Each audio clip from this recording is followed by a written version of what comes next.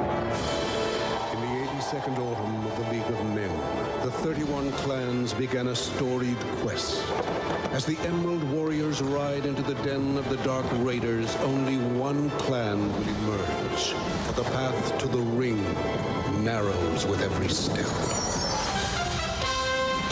This is when I like playing football, when everything is on the line. You either win or you go home. It comes down to who doesn't want to go home the most. New York's return trip to Oakland and a playoff berth wasn't booked until the waning seconds of last week's season finale. Now in the postseason spotlight, the Jets and Raiders are ready for round 2 in this winner-take-all brawl as the quest begins for pro football's ultimate prize. It's one of the great motivators in this business and with this team is to try and help those guys get that ring. We want that thing bad, man. If good fortune doth befriend thee, and ill fate doth not befall, thou wilt find a prize awaits thee, one ring to rule them all. All right, get up! Are you ready? Hit it! Come on and hit it! Come on and get ready! Are you ready for some football? A wild card party! Yeah, baby! Now the postseason rumble has officially started.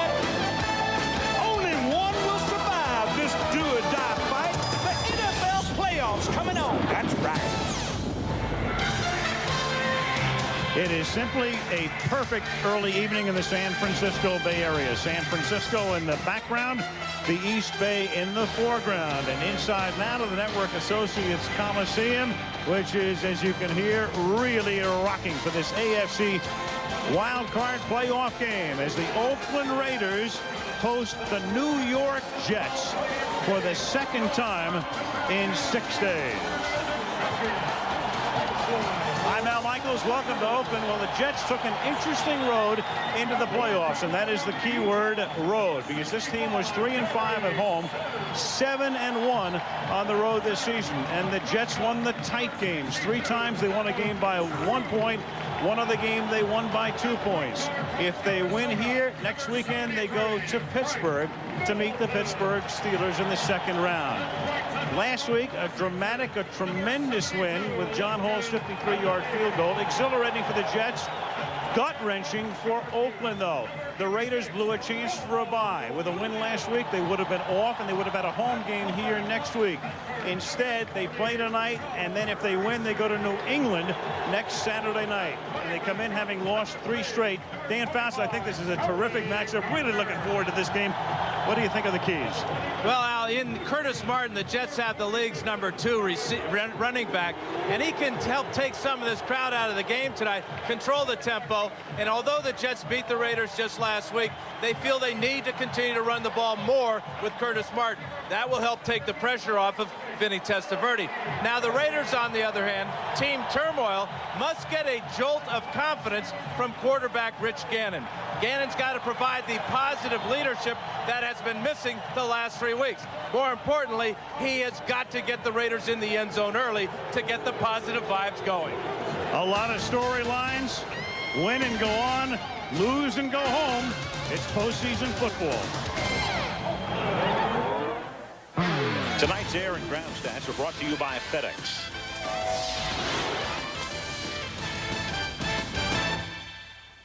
Schultz never knew there were tunnels. He didn't want to know, but you're missing the point of the story. A young entrepreneur engrossed in a Hogan's Heroes marathon neglects to ship an important package. Did he know about the radio and the coffee pot? He knew nothing. Now focus. Like a swallow returning to Capistrano, he instinctively heads to FedEx. They give his small business package the big business treatment. And another hobgoblin of success falls victim to FedEx efficiency. What is a hobgoblin? A gnome. A mean, angry gnome. 8 men and women are about to make television history. If they can answer 7 simple questions, they could win $250,000. But if they can't control their heart rates, The Chair will beat them. It is game time. John McEnroe hosts The Chair, series premiere Tuesday, 8/7 Central on ABC. You can tune in, log on, and play now on Enhanced TV at ESPN.com or NFL.com. Enhanced TV, the ultimate NFL experience. A year ago, people were shocked when Al Groh left the Jets to coach the University of Virginia. They were as shocked, Denny, when Herman Edwards got the job, and what a job he's done this year. Yeah, Herman Edwards has had a hell of a year. He brought in a new offense, the West Coast, new defense, the 4-3. Somehow his team still managed to have the least penalties and penalty yards against in the league. That's like yanking off the tablecloth, and all the cutlery stays symmetrical. How did he do it? Well, he attributes it to the fact that his predecessor, Al Groh, and Al Groh's predecessor, LeGrand Ahi, left him a lot of character guys. And they're going to need all the character they can muster today, because the Jets have been flying forth and back and across this country more frequently than a bagman for Enron. I look for a sumptuous clash. Yeah, sumptuous clash. Sorry, I've been listening to Dick Button do figure skating all week. You are a triple Lutz. You know that? Lutz. What a game. It should be a wild night in Oakland. Vinny and the Jets coming in, and Jerry Rice in Oakland on the other side.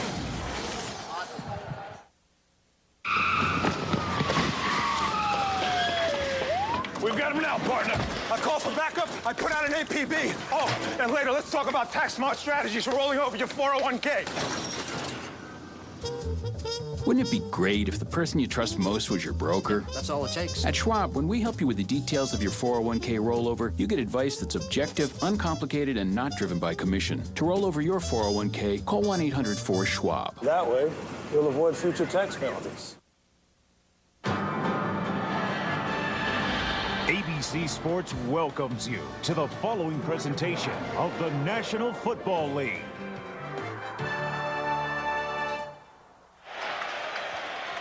Clear skies, just a perfect night. Jets come to town to take on the Raiders. Tim Brown someday, of course, going to the Hall of Fame, but right now he's on the field with Eric Dickerson. Good evening, Eric. Hey, Al. Thanks, Al. Tim, the Raiders have lost 3 straight games. What's the confidence level of this football team right now? Well, you know, it's good. We got a lot of veterans on the team, man. We know that we can play at a high level. We just got to pick it up tonight. We feel if we can win 1, we can win 4. So we're just looking to go out and play a good game tonight. Thanks, Tim. Over to Melissa Stark.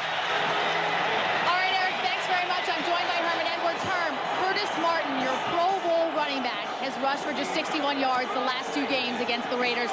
How do you break him out tonight? Well, we have to be patient, I think. And I think at times when they stop us, we can't get away from the run. Obviously, he's an excellent football player and really one of the reasons we're here. And we have to just stick to it. They're going to cause some problems at times, but we have to just be bullheaded enough to try to keep running him. You played in 7 playoff games, including a Super Bowl. Based on your experience, what wins the game tonight? Well, if you can survive, especially on the road, the first quarter, and the atmosphere that they create here, you know, don't turn the ball over, don't beat yourself, and make it a game. I think if you can do that, we'll settle in and be able to play pretty good football. Thanks. Back to you, Al. All right, thank you, Melissa. Amazingly, what he says, of course, is so true, but last week they turned the ball over 3 times. The Raiders didn't turn it over at all, but because of that man at the end, and a 53-yard field goal, the longest ever in this stadium in the regular season. Here are the Jets back in Oakland. Terry Kirby back to run the kickoff back for the Oakland Raiders, the AFC West champions. Looks like a movie. I mean, it's just a perfect early evening. And although the Jets and Raiders played here last week, this is a totally different atmosphere, playoff atmosphere, night game. These fans have been in the parking lot since last night getting ready for this one, and they are in full throat. They've been in a parking lot since last week.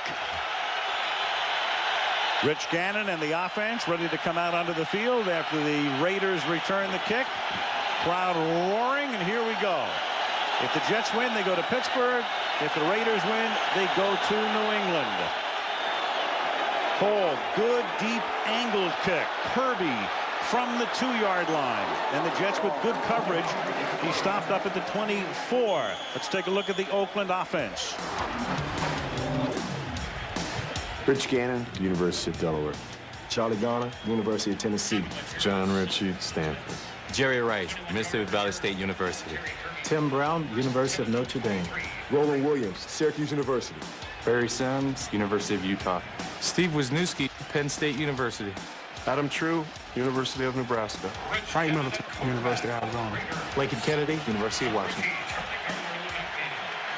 And now from the 23-yard line, the Raiders begin. Garner is the tailback in this set. And it is Charlie Garner up to the 30-yard line. Gain of 7. Here's the New York defense. Sean Elliott, University of Tennessee. Shane Burton, University of Tennessee. Steve Martin, University of Missouri. John Abraham, University of South Carolina. Mo Lewis, University of Georgia. Marvin Jones, Florida State University. James Farrier, University of Virginia. Aaron Glenn, Texas A&M University. Marcus Coleman, Texas Tech University. Victor Green, Akron University. Damian Robinson, University of Iowa. And the Raiders that time going without a huddle on 2nd and 3. Gannon hits Roland Williams for a first down. And this is what John Gruden wants to do to reinforce the jet lag, the tired legs perhaps of the Jets. Get them worn out early. He knows they've had to cross the country 3 times now. And he also likes the way Rich Gannon operates the hurry-up offense. He can get a good look at the defense, get a feel for what they're going to do, and also keep the substitution package on the sideline. Gannon's rating 2nd in the league, 2nd only to MVP Kurt Warner. Now Gannon to throw. A lot of time to the outside he goes. The catch is made by Jerry Rice. Good spin move, and at the age of 39 and looking like 29, he gets to the 36 and a first down. Going down the field, Gannon had a ton of time to find Jerry Rice, his outlet receiver, all the way to the left side of the field, working against Marcus Coleman. Coleman slips there, and now he slips here, and the 39-year-old looks like a 29-year-old. 1st and 10. The ball is at the 36-yard line. 2 minutes into the game. Ritchie is the fullback. Garner is the tailback, and Williams sets up in motion with Garner again. Squirting through the middle, taking it to the 28. Charlie Garner, the subject of a lot of speculation around the area this week. Injured his foot last week, was in and out of the game against the Jets, didn't practice much, but looked great at the outset. Yeah, but even if he doesn't play as much tonight, Al, you know, every cloud has a silver and black lining. I think if Wheatley sees some more time, he exacts a more physical price when he goes up the middle than Garner. I'm sure we'll see a lot of Wheatley tonight, but right now it is Garner who is the man, and that's a 3rd Raider first down as he takes it to the 23 where Victor Green makes the stop. Charlie Garner this season started, of course, with Philadelphia, then to San Francisco. Only 2 players in 10 years with at least 1 first down rushing and receiving in each of his team's games. The other guy was Marshall Faulk 2 years ago. 1st and 10 at the 23-yard line with Gannon setting up, slings it out to the side. Here's Garner, and Garner gets taken down in the open field by Mo Lewis at the 18 after a gain of 5. Looks like John Gruden's going to get the most out of Charlie Garner that he possibly can as Garner comes out of the game now. He only practiced on Thursday for a little bit, but again, no pass rush from the Jets. Gannon is surveying the entire field. Look at him look around. Now he knows that Garner's in the flat. Another a good gain on first down. And Tyrone Wheatley sees his first action. He comes into the game. Garner goes out. Ritchie remains in at fullback. Jeremy Brigham goes in motion, and Tyrone Wheatley, the one-time Giant, former Michigan star, takes the ball to the 13 and close to a first down. Tackled by Steve Martin, and a most impressive opening drive by the Raiders. Hey, Dan, Gruden told us he wanted the forced tempo because it said his team was getting into an NFL glide coming out of the huddle. What exactly is an NFL glide, my friend? Yeah, it's when they take their time getting the line of scrimmage, and right now it appears that with this clock stoppage to get a chain measurement here, Gruden has things going just the way he wants. This is even a more of an up-tempo with the no huddle than Gruden would even like. I mean, he likes the way they get out of the huddle and gets their formations shifting, but I really believe that this is a tremendous advantage for the silver and black to really reinforce the negative thoughts that the Jets might have on the effect of the travel across country. Well, we have seen Garner, we've seen Wheatley, and then when they get to 3rd and 4th and short, they go to Zach Crockett. So Crockett is in the game. Behind Ritchie, 3rd down and inches at the 13-yard line. Against a 5-man front, Crockett. And he's able to get his shoulder into the Jet defense and push him forward for a first down. Capsulizing the Raiders this season won the AFC West for the second year in a row. Last 6 games, 8 points or less, so 1-possession games, but they lost 4 of them. They were 4th in the league in scoring, and as we mentioned, Gannon with the 2nd highest pass rating in the league to Warner. At the 11-yard line, first down. Wheatley is the tailback. Wheatley gets the ball, and Wheatley gets stood up at the 9-yard line and pushed back from that spot by, among others, Marvin Jones. Not a lot of surprise as to what the Raiders are doing on the ground. And I do know one thing, Al, that direction they're running in is south. The stadium is laid out. So the north and south running that Gruden wants, he's getting. This drive began back at the 23-yard line, opening drive of the game. Garner and Crockett are now in the game together as split backs in this set. And it's 2nd down and 7 from the 8-yard line. That's Brown in motion toward the inside. Gannon pump fake, slings it to the outside to Garner, breaks a tackle and gets to the 4-yard line. They had him stopped back at the 11. Marcus Coleman couldn't wrap him up, and Garner takes it inside the 5, and that'll set up a 3rd and about 3. Well, Gannon wanted to throw a screen pass to the other side of the field. Again, no pass rush allows him to come all the way to the near side here. And then Marcus Coleman now 2 big missed tackles. Early in the drive, he missed Jerry Rice, and now he's got Charlie Garner dead in his sights. Can't wrap him up, and the Raiders are inside the 5. Great opening drive for Oakland. Spot the ball at the 3-yard line and make it 3rd and 2 as Garner comes out, and Randy Jordan and Terry Kirby in the game. And this is Jordan as the setback as Gannon throws, and he hits Jordan in traffic on a curious call, and he gets stopped shy of the 1st down, and that's going to force them to bring Janikowski in for a field goal attempt. A curious call. As well as the Raiders have been running the ball, they already have 31 carries on just 6, or 31 yards on 6 carries. So here is Janikowski on and off the field trouble, cellulitis in his foot, and all the attendant problems for a 21-yard field goal, and this one is good. He thought he was ready to kick last week, but Gruden had him inactive. He's back tonight, and he gives them the lead, but the drive bogs down on the 3rd down call, and the Raiders settle for 3-0.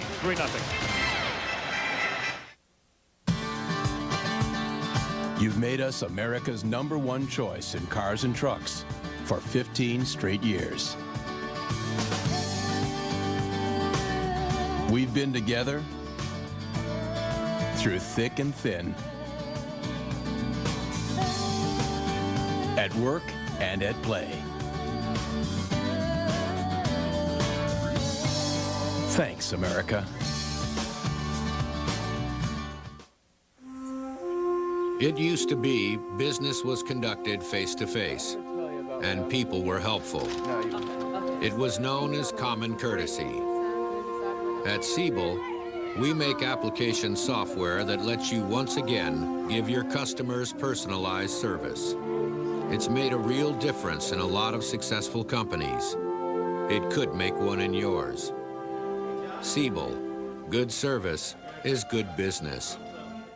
Do they bowl in Italy? Do they bowl in Italy? It's the birthplace of bocce ball, but you're missing the point of the story. A mom-and-pop bowling ball bag manufacturer in Jersey. Jersey is swamped with worldwide demand after their product is featured in an Italian fashion magazine. Why are you laughing? I was thinking of bocce shirts. Let it go. So they ship via FedEx International Services. With time-definite express delivery to over 210 countries, the bags hit the markets. The classic macroeconomic love story. Supply meets demand. I like a nice love story. This AFC wildcard game is being brought to you by Ford F-Series. The best-selling trucks are built Ford tough. The New York Stock Exchange. The world puts its stock in us. FedEx, Ground, International, Online, or Express. Don't worry, there's a FedEx for that. And Bud Light for the great taste that won't fill you up, never lets you down. Make it a Bud Light. Janikowski's foot fell off right after the field goal. I don't know how to interpret that. It might be true. Here is Sebastian. Deep kick fielded by Chad Morton at the 4. And Morton gets dragged down by his arm at the 26 by Travian Smith, the Raiders special teams maven. 8:16 remaining in the opening period. 3-0 Raiders. The Oakland Raiders on top of the New York Jets 3-0 after the opening drive, and now the Jets will have the football for the first time. Right there, Al. Raider officials. Look like the owner of the Vikings on the left. Not red. On first down, this is Curtis Martin picking up 3. Here's the Jet offense. Vinny Testaverde, University of Miami. Curtis Martin, University of Pittsburgh. Richie Anderson, Penn State University. Wayne Corbett, Hofstra University. Ronnie Cole, FSU. Anthony Beck, West Virginia University. Jason Forbini, University of Cincinnati. Terry Jenkins, Georgia State University. Devin Mawai, LSU. Brandon Thomas, Mississippi State University. Ryan Young, Kansas State University. On 2nd and 7, Testaverde slings it to the outside, and this is caught by Curtis Martin. Martin this season caught 53 passes, 3rd on the team in receptions. Here's the Oakland defense. Brady Nutshall, University of California. Rod Coleman, East Carolina University. Grady Jackson, Knoxville College. Tony Bryan, Florida State University. William Thomas, Texas A&M University. Greg Beaker, University of Colorado. Elijah Alexander, Kansas State University. Mr. Woodson DeYoung, you know the school. Eric Allen, Arizona State University. Johnny Harris, Mississippi State University. Anthony Dorsett, University of Pittsburgh. And on 3rd and 4, the Jets operating at a 4 wide and keep it on the ground. Good play call, and Curtis Martin with a stiff arm over the 50-yard line to the 47 of Oakland, run out by Torrey James. The Jets offense spread the Raider defense out and give the ball to Curtis Martin on a draw play, and then once he gets by Beekert, it's just open field. Raiders are in man-to-man pass coverage down the field. That means when Martin gets by the linebackers, those defensive backs have got to turn around and come up and try to tackle him. Shed Anthony Dorsett on his way to a 22-yard gain. First down, New York at the 46-yard line. Lamont Jordan is in the game, flanked out to the left.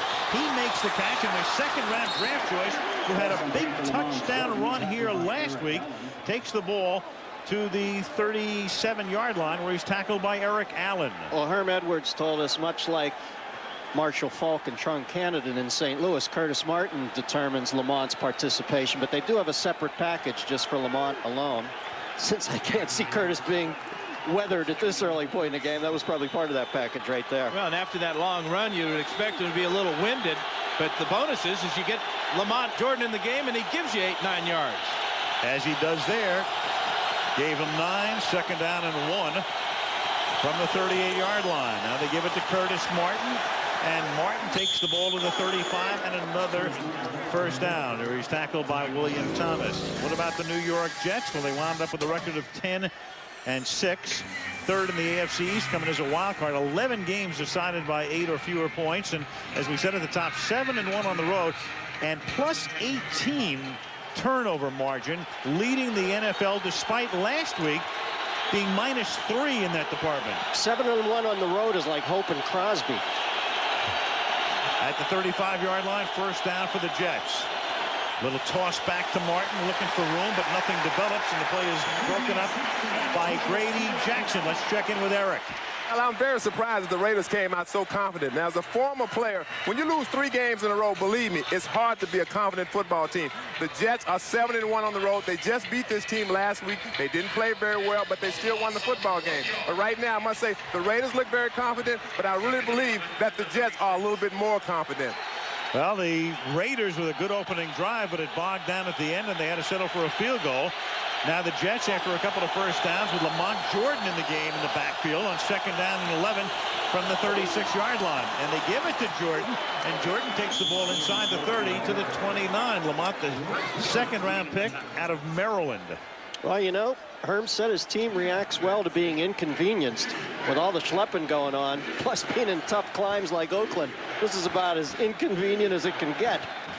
You know, you get back to that opening drive of the Raiders when Gannon hit all 5 passes. They averaged about 4 or 5 yards every rush. All the way down to the 3-yard line and only get 3 points. That could come back to haunt the Raiders. Third down and 4. Martin and Anderson are the split backs in this set. Vinny on a tight little roll, and then a little shovel pass to Martin, and the Raiders smell that one out of the 28. William Thomas making the tackle, and that will bring in John Hall to attempt a game-tying field goal. Raiders play a lot of man-to-man. That means linebackers on running backs. And from the left side, you'll see William Thomas, 59, come in there. He had Curtis Martin the whole way. Made a nice, solid tackle, and we'll bring out John Hall now to see if he can do what he did last time out. Tom Tupa to hold, and what a great hold by Tupa last week, scooping it off the grass. This is a 45-yard field goal in the other direction. He kicked his 53-yarder last week to the south, this to the north. James Dirth to snap it. Tupa gets it down, and Hall this time is wide to the left. Well, I'd say he's had his one big kick for the year. It was a big one. But wide left here, and it's still 3-0 Oakland.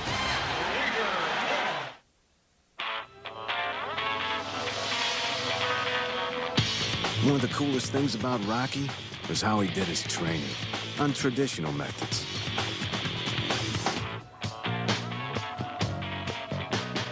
We'd be pounding on pot roast, drinking raw egg smoothies, chasing a chicken, all that crazy stuff to make himself tougher. That'd be fit for sequels. Ford F-150, built to last and come in first. Built Ford tough. By all appearances, I'm a server. But look deeper, and you'll see that I'm an entire company. A direct one-to-one relationship that adds value instead of costs. I'm just the part of the company you'll be looking at when you realize that I'm not just another pretty face. I'm a better way of doing things. Enterprise systems that are easy to build, easy to own, easy as Dell. Dell PowerEdge servers use Intel Pentium 3 Xeon processors.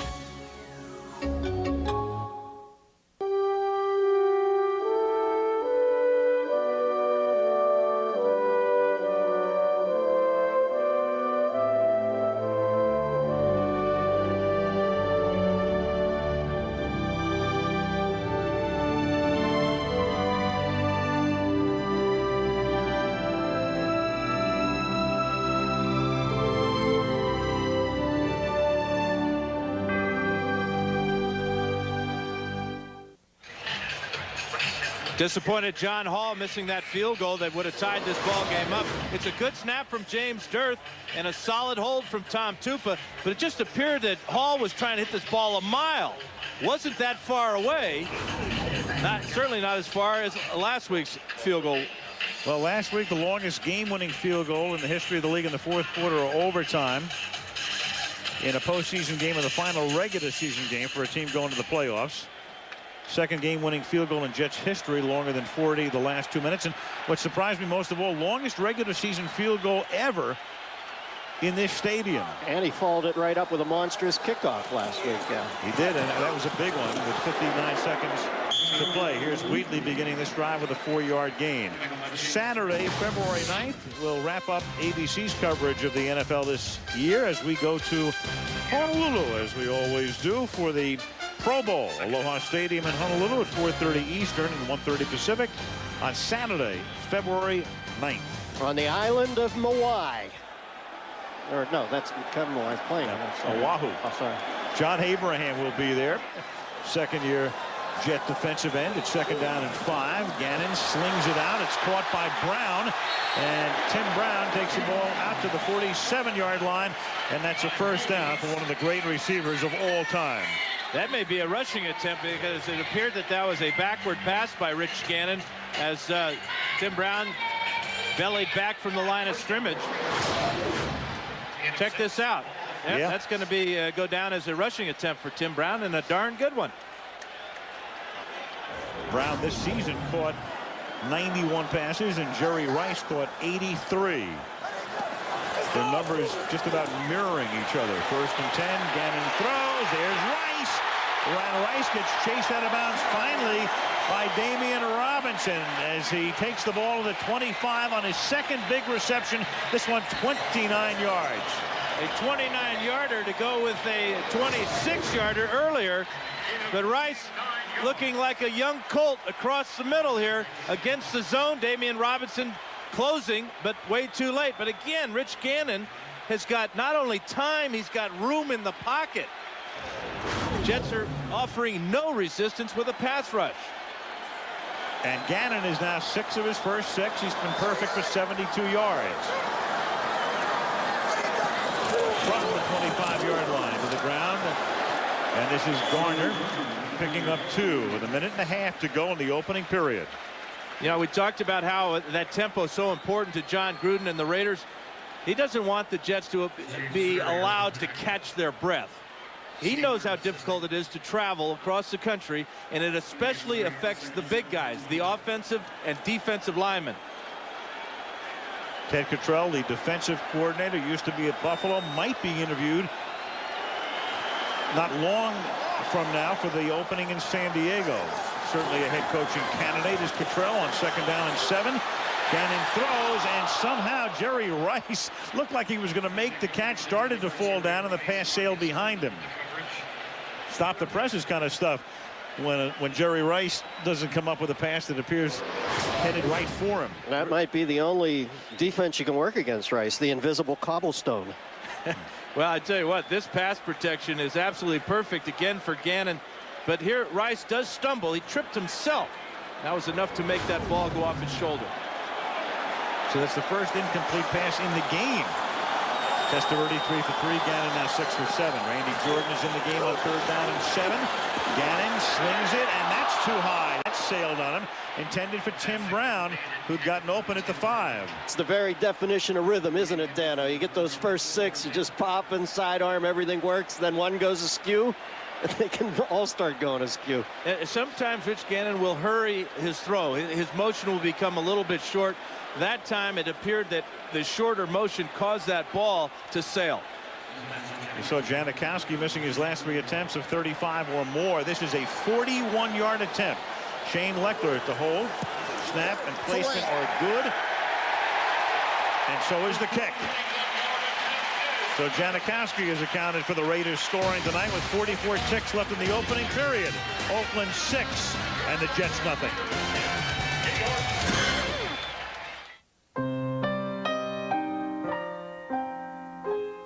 No matter who you are or what you're into, isn't it nice to know you'll be accepted? That's why the Redskins' biggest fans, the Hoggets, make sure to bring their Visa cards to the Forecast Boutique. Visa, the official card of the NFL. Do I look fat in this dress? Yes. These are 1/4 carats and these are half. They're beautiful.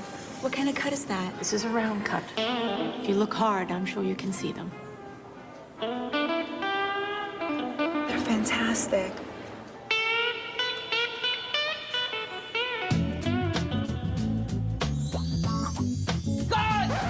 Who's the guy? Who is this guy? For the great taste that won't fill you up and never lets you down. These are 8 carats and these are 10 carats. Make it a Bud Light.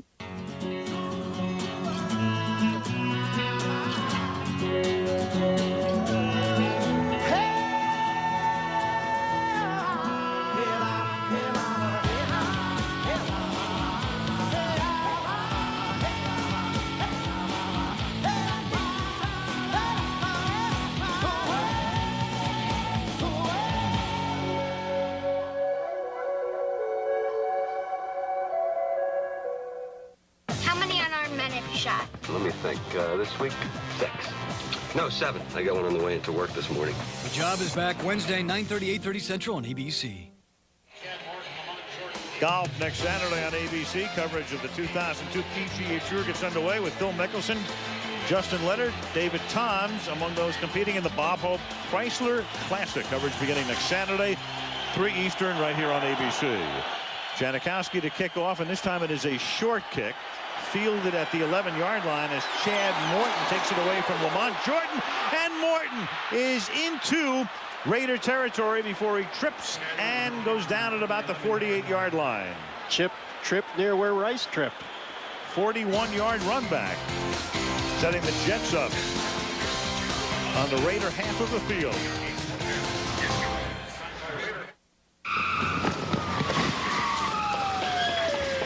We've got him now, partner.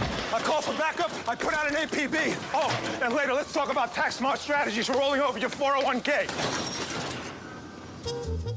Wouldn't it be great if the person you trust most was your broker? That's all it takes. At Schwab, when we help you with the details of your 401k rollover, you get advice that's objective, uncomplicated, and not driven by commission. To roll over your 401k, call 1-800-4-SCHWAB. That way, you'll avoid future tax penalties. Who sings that? The Seekers.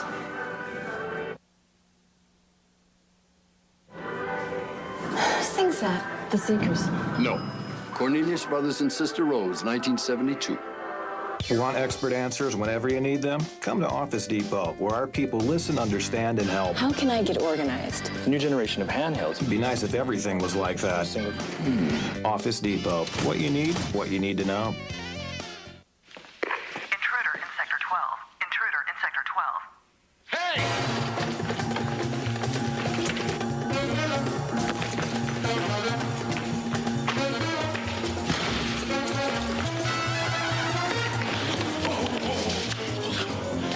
Can your security software protect your whole business? Sector 12 now secure. Not just pieces. Ours can. eTrust Security Software from Computer Associates. Bad houses hate our warmth, our humanness.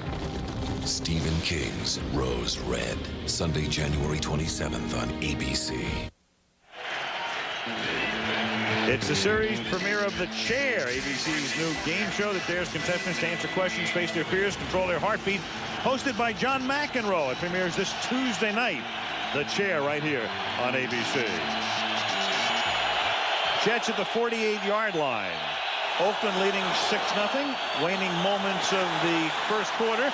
Testaverde throws underneath to Curtis Martin, and Martin gets taken down by William Thomas at the 41-yard line. Earlier today, in case you missed it, the Philadelphia Eagles advanced, knocked off Tampa Bay 31-9 at the Vet, and it's Philadelphia at Chicago next week. Meanwhile, if the Jets win here, the Jets will be going to Pittsburgh. If the Raiders win tonight, they go to New England. And that is the end of the first quarter. Oakland leading 6-0. And Wild Card Saturday returns from Oakland after this from our ABC station. The lovely Hawaiian island of Oahu, known for its beaches and bikinis, serves as a setting for a matchup of NFL dream teams. AFC versus NFC. Football's megastars meet at the NFL Pro Bowl Saturday, February 9th on ABC. Aloha.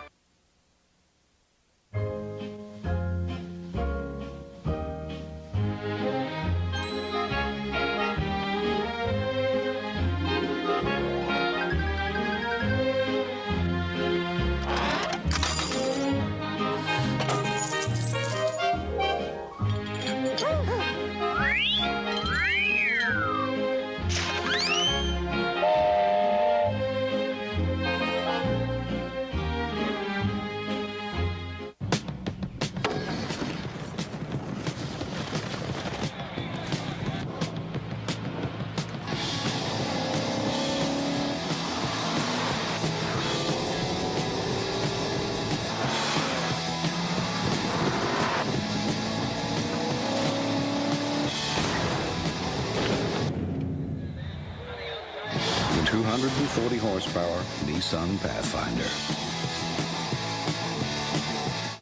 Hey, North Texas, the Fort Worth Stock Show and Rodeo's here. It's family fun and entertainment at its best. Now through February 3rd, you'll be dazzled by the pageantry and excitement of crowd-pleasing rodeo performances. Plus a carnival midway, petting zoo, and educational exhibits, all for your enjoyment.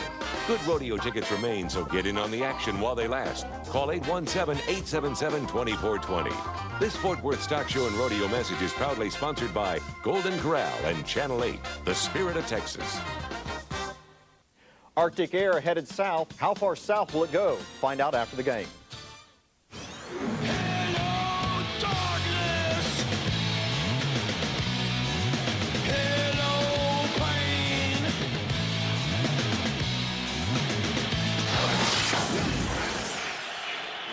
Evening has fallen as we come back to Oakland. Al Michaels with Dan Fouch, Dennis Miller, Eric Dickerson, and Melissa Stark. Second period begins. Jets have the ball at the Oakland 42-yard line on 2nd and 4. Raiders on top on 2 Janikowski field goals. And the handoff to Curtis Martin, who gets knocked down at the 34. And we have our first.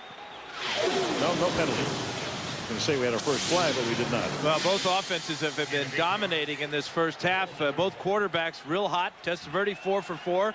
Gannon 6 of 8. The Raiders have used 4 different rushers and 4 different receivers. And Curtis Martin, 5 carries for 34 yards. Only had 50 against the Raiders last week. I think Edwards has got to feel good about rope-a-doping out of that quarter only at 6-zip. Yeah. We have not had a penalty in this game. Dick Hantak is the referee, in case you're wondering. And the pass is incomplete. Lavernius Coles dropped it. Well, Coles kind of slipped as he tried to adjust to the ball that was thrown just a little bit behind him by Testaverde. So that's Testaverde's first incomplete of the night. You can see Lavernius' legs go out. It's almost as if he was planning on spinning away from Eric Allen and going down the sideline. That plays completely about where the ball's delivered. That's where Warner kills you when you play the Rams. 2nd down and 10 from the 34-yard line. And this is Martin. And boy, the Raiders are off the ball very quickly on the defensive side of the ball, Dan. They had a great game last week anticipating the snap count of Vinny Testaverde. One thing the Jets have to do tonight is mix it up. Here is big Grady Jackson right in the middle here as he goes unblocked. Kevin Mawai and Randy Thomas as Vinny hands off, and there is Grady Jackson. If Grady Jackson can go unblocked, anybody can. Blown assignment. 3rd down and 10. Vinny comes back the other way. They set up the screen, and the pass is caught by Richie Anderson. Anderson is stopped at the 27-yard line, and that'll bring John Hall out again for about a 45-yard attempt. Vinny would have liked to have seen Richie Anderson be a little more patient there after he caught that ball. He kind of didn't allow his blockers time to set up their blocks and get him to that first down. I'm sure somebody tried to calm Hall down during this little hiatus because he tried to knock that first one back into San Francisco. This is the same difference, but the other direction. 45-yarder. Tom Tupa to hold. And this time, it is good. So he's what's known as a north to south kicker. Took a little bit off, didn't he? And right over the bar. 12:45 left in the half. 6-3 open.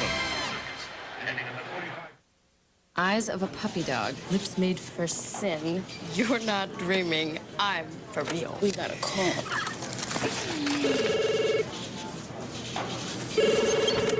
Hello. Louis? Yeah? Louis? Want to get away? Now you can. Fly Southwest Airlines for just $39 to $99 each way when you purchase by January 28th. You are now free to move about the country.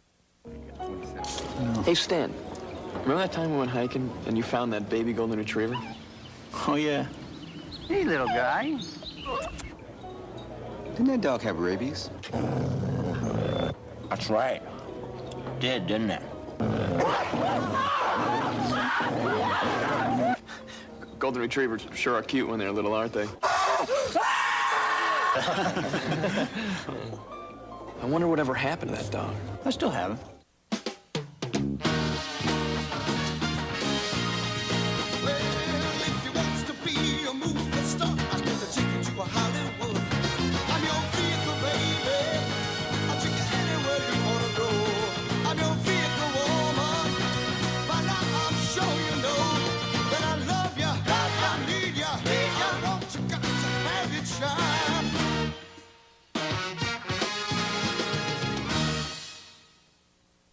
There are 31 teams in this league, and only 12 get an opportunity to make it to the playoffs.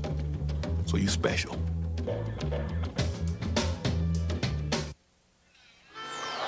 Hi, I'm Tim Brown, the Oakland Raiders. The playoff is what it's all about in NFL. But the men and women serving in the military, now that's what it's truly all about. Go USA. Tim Brown spent his entire career as a Raider. Tremendous college career, of course. Heisman at Notre Dame. John Hall to kick off now for the Jets. After his 45-yard field goal, this kick taken by Terry Kirby at the 7-yard line. Kirby up to the 30. Rich Gannon.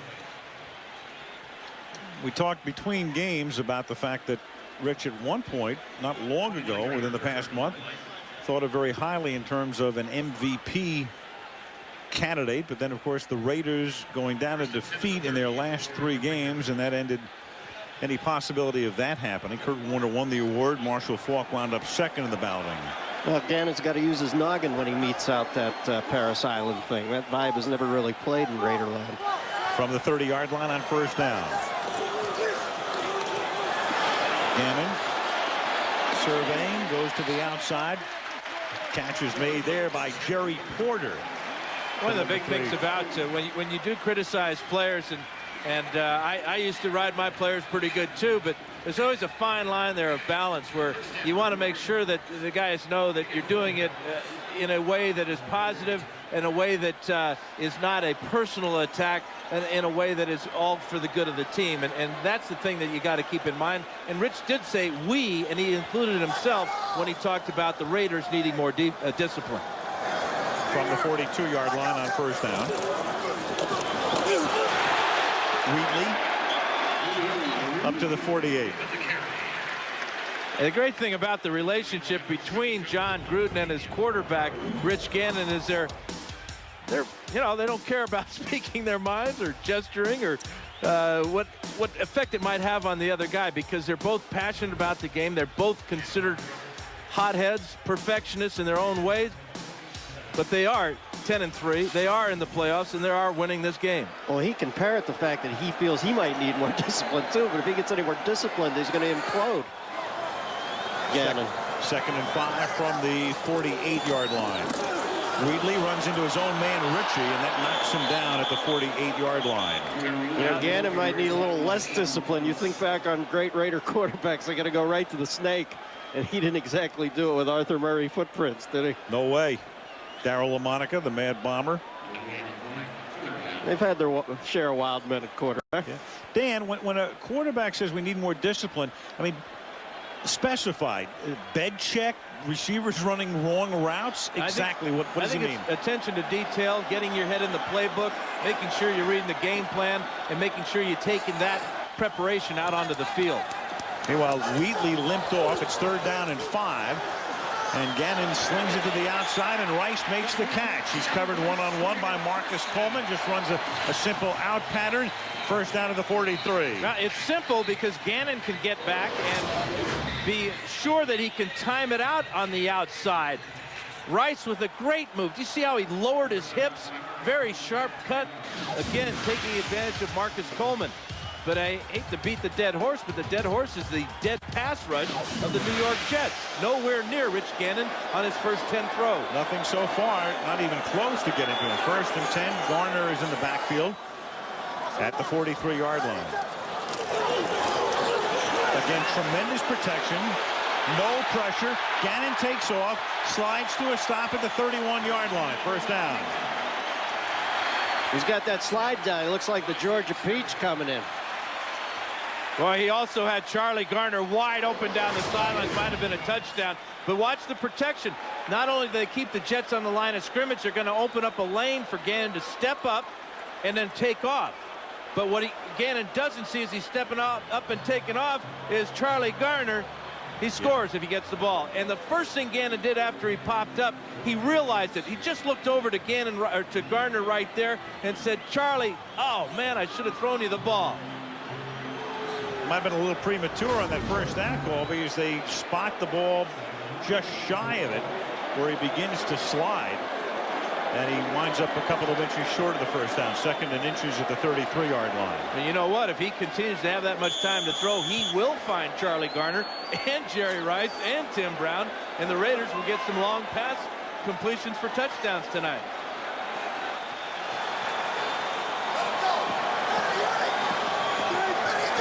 Jets show a 5-man front and a blitz here on 2nd and inches, and it's Garner at the 30-yard line. First down.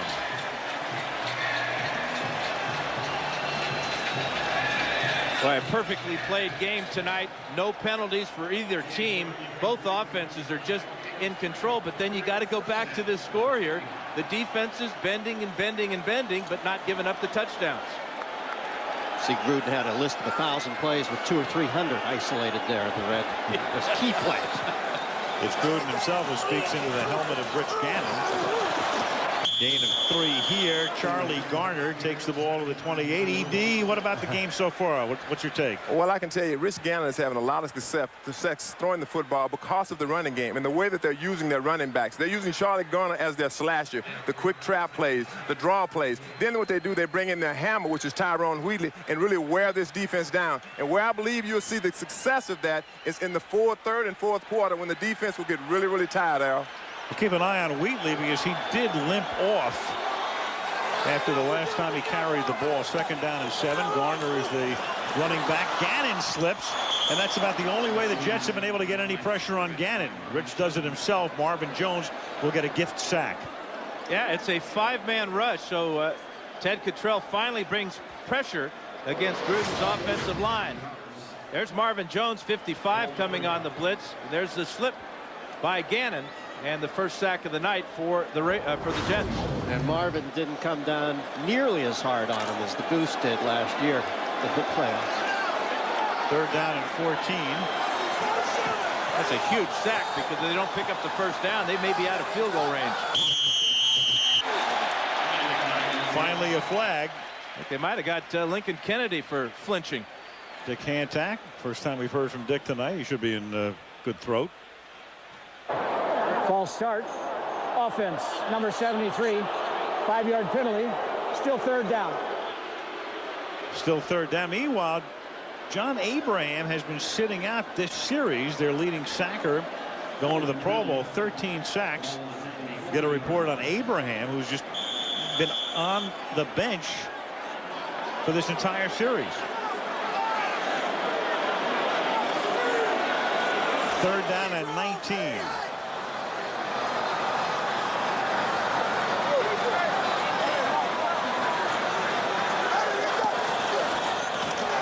Just a 4-man rush, dumped off over the middle, caught off the shoe tops by Randy Jordan, and Jordan is able to take the ball inside the 30 to the 28 and at least position Janikowski for a field goal attempt. Pretty good indication when Gannon made the signal at the line of scrimmage that he was looking for the dump off against the zone. He read that the Jets were going to be in a zone. No sense trying to force one and risk the interception. Might as well set up Janikowski, who appears to be healthy and hot. A 21-yarder, a 41-yarder, both going through. This one will be 45 yards. Shane Lechler will spot the ball at the 35-yard line. And Janikowski. That's the end of the cellulitis. No question about that. We should all have cellulite. 3 for 3 is Sebastian, the #1 pick last year. In a game of field goals, 9-3 Oakland.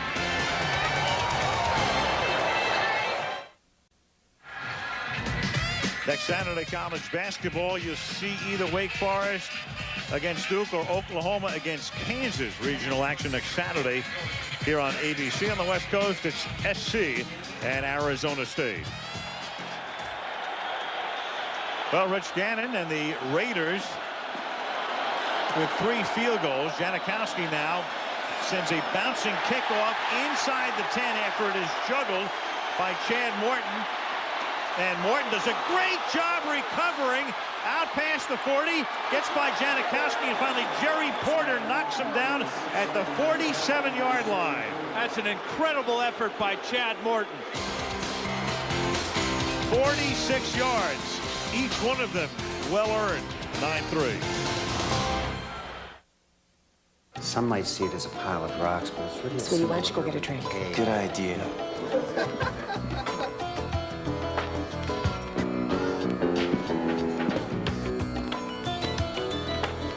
Why settle for an ordinary beer when you can have the smooth, satisfying taste of Michelob Light? It's so organic. It makes me feel so insignificant. Tell me about Man with Michelob Light. Beer from Michelob Light. Oh, there you are. Ma'am, please don't touch the art. What would you do if someone passed you the keys to a Pontiac Grand Prix for a week? We're on our way to Lime Rock, premier Grand Prix racetrack around here. Where else would you take a Grand Prix except on a Grand Prix track? Let me see how you handle, baby. I love it, I love it, I love it. Did I tell you? It's so much fun. Get out of my way. Talk about an adventure. None of us have ever been to AC. Tuxes, dinner. What do you mean it's nice? I don't look like a waiter. Can you hit him? So what would you do with the Pontiac Grand Prix? Elvis! Tell us at Pontiac.com. Some see in 8-foot walls a not-so-subtle message to keep out. 4. Others see it as a minor obstacle to an invigorating day at the course. There you go. Oh! Let's go! The perfect accompaniment to such an outing, Taco Bell. For a little green, you can indulge in great tasting, high-quality fare no matter who you are. Excuse me, young man. Think I'll play through. Hey, hey, hey! Score a crunchy taco and bean burrito together, just 98 cents. Now with better beef, beans, and tortillas. For a tasty deal, think outside the bun. Just relax. Get comfortable. What are you getting so upset about? Are you afraid of the chair? Just answer the question. The Chair series premiere this Tuesday at 8/7 Central on ABC. So far tonight, the Raiders have run twice as many plays as the Jets for more than twice as much yardage and had the ball nearly twice as much. So the Raiders have dominated offensively, yet lead only by 6 on 3 field goals. Now after the great run back by Chad Morton, Vinny and the Jets start from the 48 with Curtis Martin picking up 5 to the 43. Tackled by Greg Biekert. Paul Hackett is the offensive coordinator of the New York Jets. Last year he was the head coach at the University of Southern California. Paul's been around a long time, assistant with Dallas. At Kansas City, in fact, when Paul was there, Dan, he helped resurrect Rich Gannon's career. There's no question, and it's a combination of a West Coast offense and also the things that Dan Henning ran when he was the offensive coordinator for Al Groh, and also the offense that Vinny is most comfortable with. 2nd and 6. Lamont Jordan is in the game, split wide to the right. They keep the ball on the ground, and they give it to Martin, and Curtis takes it to the 30-yard line. Maybe the most underrated running back in the league, and has been that way for several years. Dorsett makes the tackle. I thought it was interesting when Herman Edwards told us the reason why he's the most underrated, because he doesn't make spectacular plays. This is all he does. Just gets the ball in the I formation, makes a couple of guys miss, gets up the field, moves the chains, and just makes yards. Plus, he was in the appreciable shadow of the tuna there for a few years. He is a second-quarter superstar. He has averaged 6.2 yards per carry this season in this period. Testaverde throws, and that is caught by Lavernius Coles. And the former Florida State star takes the ball to the 22. When Martin came into the league as a 3rd-round pick of the New England Patriots out of the University of Pittsburgh in '95, since that point in time, well, take a look. He has more yardage than anybody. Yeah. You know, when Bill Parcells gives you his stamp of imprimatur as a tough guy, says he can't break you, that says reams about Curtis Martin. Meanwhile, Bill Parcells very much back in the news. A lot of reports indicating that Parcells is going to coach Tampa Bay next year, and Tony Dungy is going to get fired. It's been talked about all day. Meanwhile, with Jordan at quarterback, the snap goes back to him on a trick play that the Raiders say, wait a minute, we've seen this before. Well, they have seen it a couple of times. Lamont Jordan did this when the Jets played the Colts. Had more success with it. Here's Vinny outside here, and here's Lamont Jordan. It's going to be a draw play. And the Raiders did some scouting. They knew this was coming, but don't be surprised if the Jets don't come back to it a little bit more and maybe run an option play. Vinny getting after Harris on the outside. 3rd down and 5 now from the 25-yard line. Martin. And he can only get to the 23. Derek Gibson makes the tackle, and that will force them to settle for a field goal attempt of roughly 40 yards. That's a couple of good plays tonight by Derek Gibson on Curtis Martin in the open field. Raiders' #1 pick is the dime back. When the Raiders go to 6 defensive backs, he's come through for them here in the first half. We've had 6 possessions in the game, 6 field goal attempts, and there is John Abraham, obviously not feeling well. He's been on the bench, and back he goes to the locker room. 41-yard field goal attempt. And it is blocked. It is blocked by Anthony Dorsett.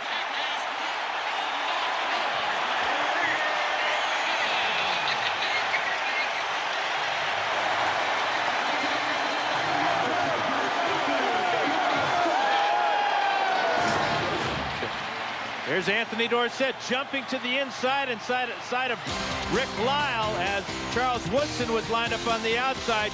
Too much speed and a block by Anthony Dorsett. What would you do if someone passed you the keys to a Pontiac Grand Am for a week? We're going to drive as fast as we can to San Francisco. We're doing big things at the Pontiac Grand Am. Big things, baby. 3-car park, next 3 exits. How do we get to 3-car? Vegas! This is like living a dream, baby. Yeah! Welcome to Vegas, baby. We on the strip, baby. On the strip. Oh, yes! Girls gone wild at the Bellagio. Yes. So what would you do with the Pontiac Grand Am? How you doing? Tell us at Pontiac.com. It's time for renewed friendships. It's time for fresh resolutions. It's time for friends and family with Verizon Wireless. Now, for just $35 monthly access, get 3,500 total monthly minutes for life on select digital plans with nationwide long distance included. Then talk all you want with anyone, anywhere in the U.S. And now, for a limited time, get a great Motorola phone for just $19.99. So you'll have time for all the things that matter most. Verizon Wireless. Join in. When my son comes to visit, I like to prepare nice things for him. Hi, baby. Peach pie, my special meatloaf, and a nice bunch of mid-caps, small caps, and laddered munis, taking into account current opportunities in the Asian market. No utilities? Wouldn't it be great if the person you trust most was your broker? The rate of return. At a Schwab planning workshop, we give advice that's objective, uncomplicated, and not driven by commission. If you're concerned about estate taxes... To sign up for a workshop, call 1-800-9-SCHWAB. ABC Wednesday. Jay's looking for a little attention, but Damon has other ideas. Well, what does this game have that I don't have? A mute button. I knew my wife and kids. Wednesday on ABC.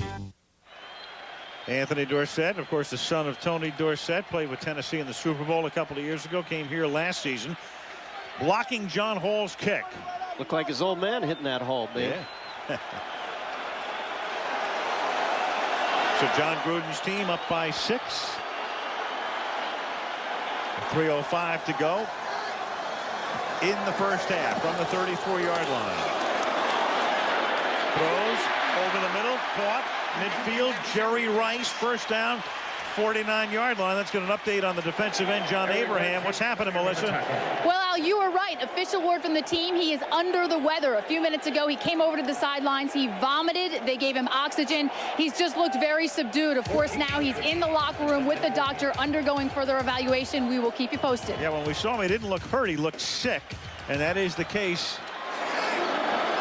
Derek Mogu is the replacement for him as Garner breaks free, and finally Coleman runs him down at the 21-yard line. Well, everybody on the Jets sidelines got to be feeling as queasy as Abraham after that run. Maybe the tri-continental trek is starting to wear him down. But they're going to run right at Obagu, number 99 right there behind Lincoln Kennedy. So John Gruden noticed that Abraham went in the locker room. He goes right after his replacement. And Garner down the sidelines, and the Raiders are close to the red zone now. 2 minutes left in the half.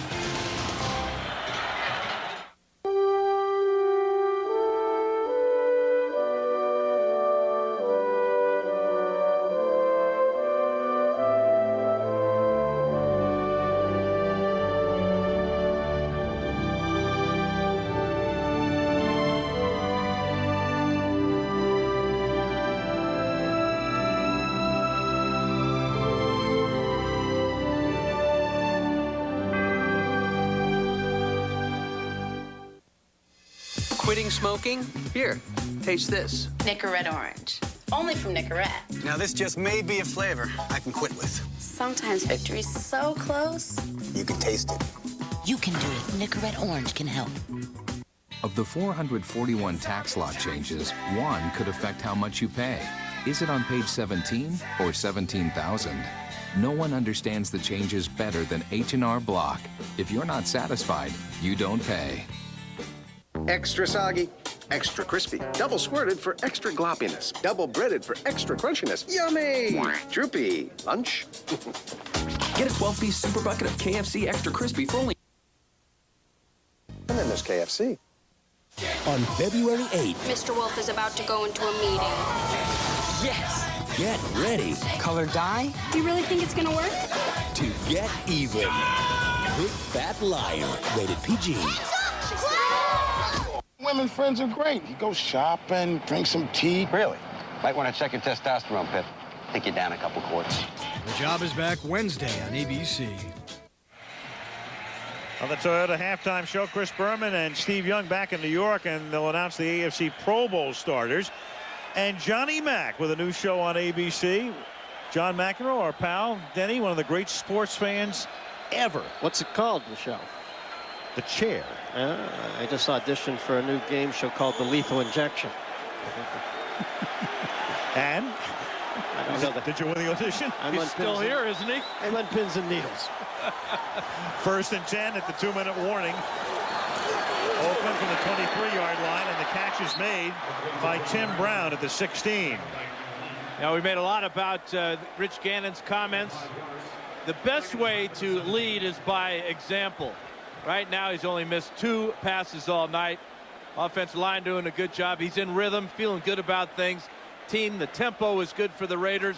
Now they got to get touchdowns and not settle for field goals. Gannon, 11 out of 13 for 127. 2nd and 5 from the 17.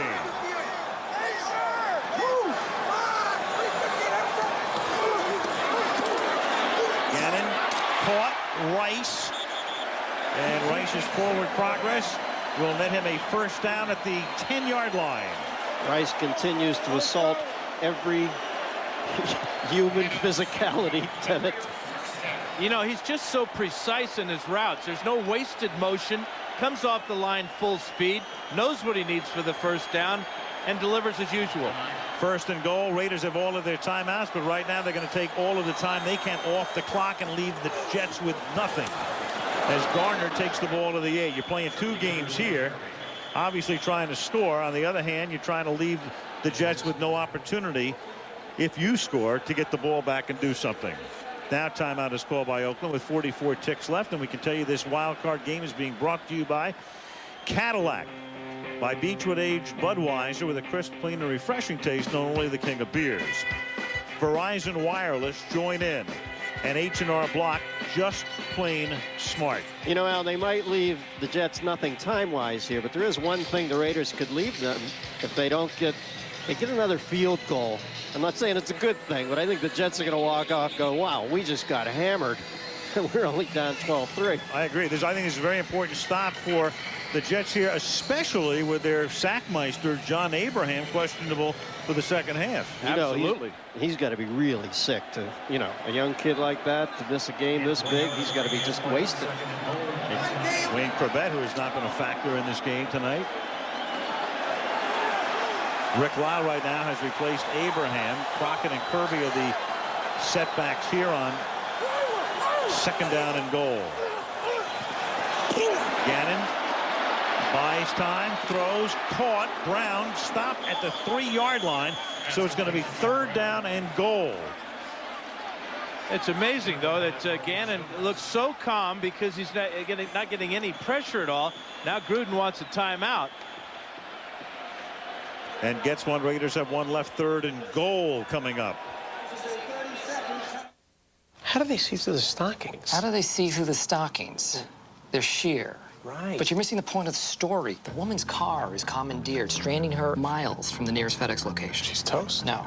Directly across the street. Her salvation. Directly across the street? Technically, it was kitty corner, but stay with me. Is it a mirage? I don't know. Is it a miracle? Yes. No.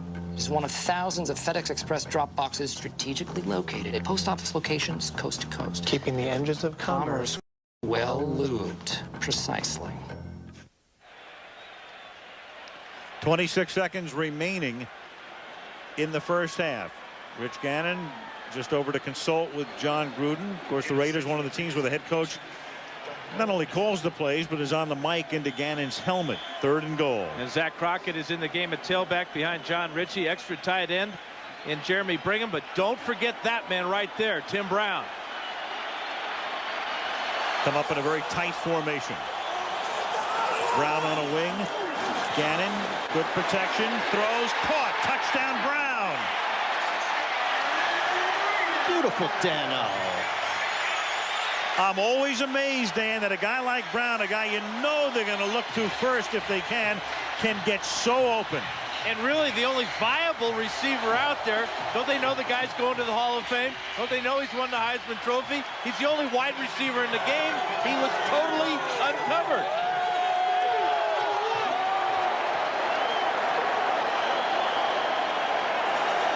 Janikowski to tack on the extra point. So it's a perfect drive. They get in for 7, and they take most of the time off the clock. Now it's either Aaron Glenn or Damian Robinson that does not stay with Tim Brown.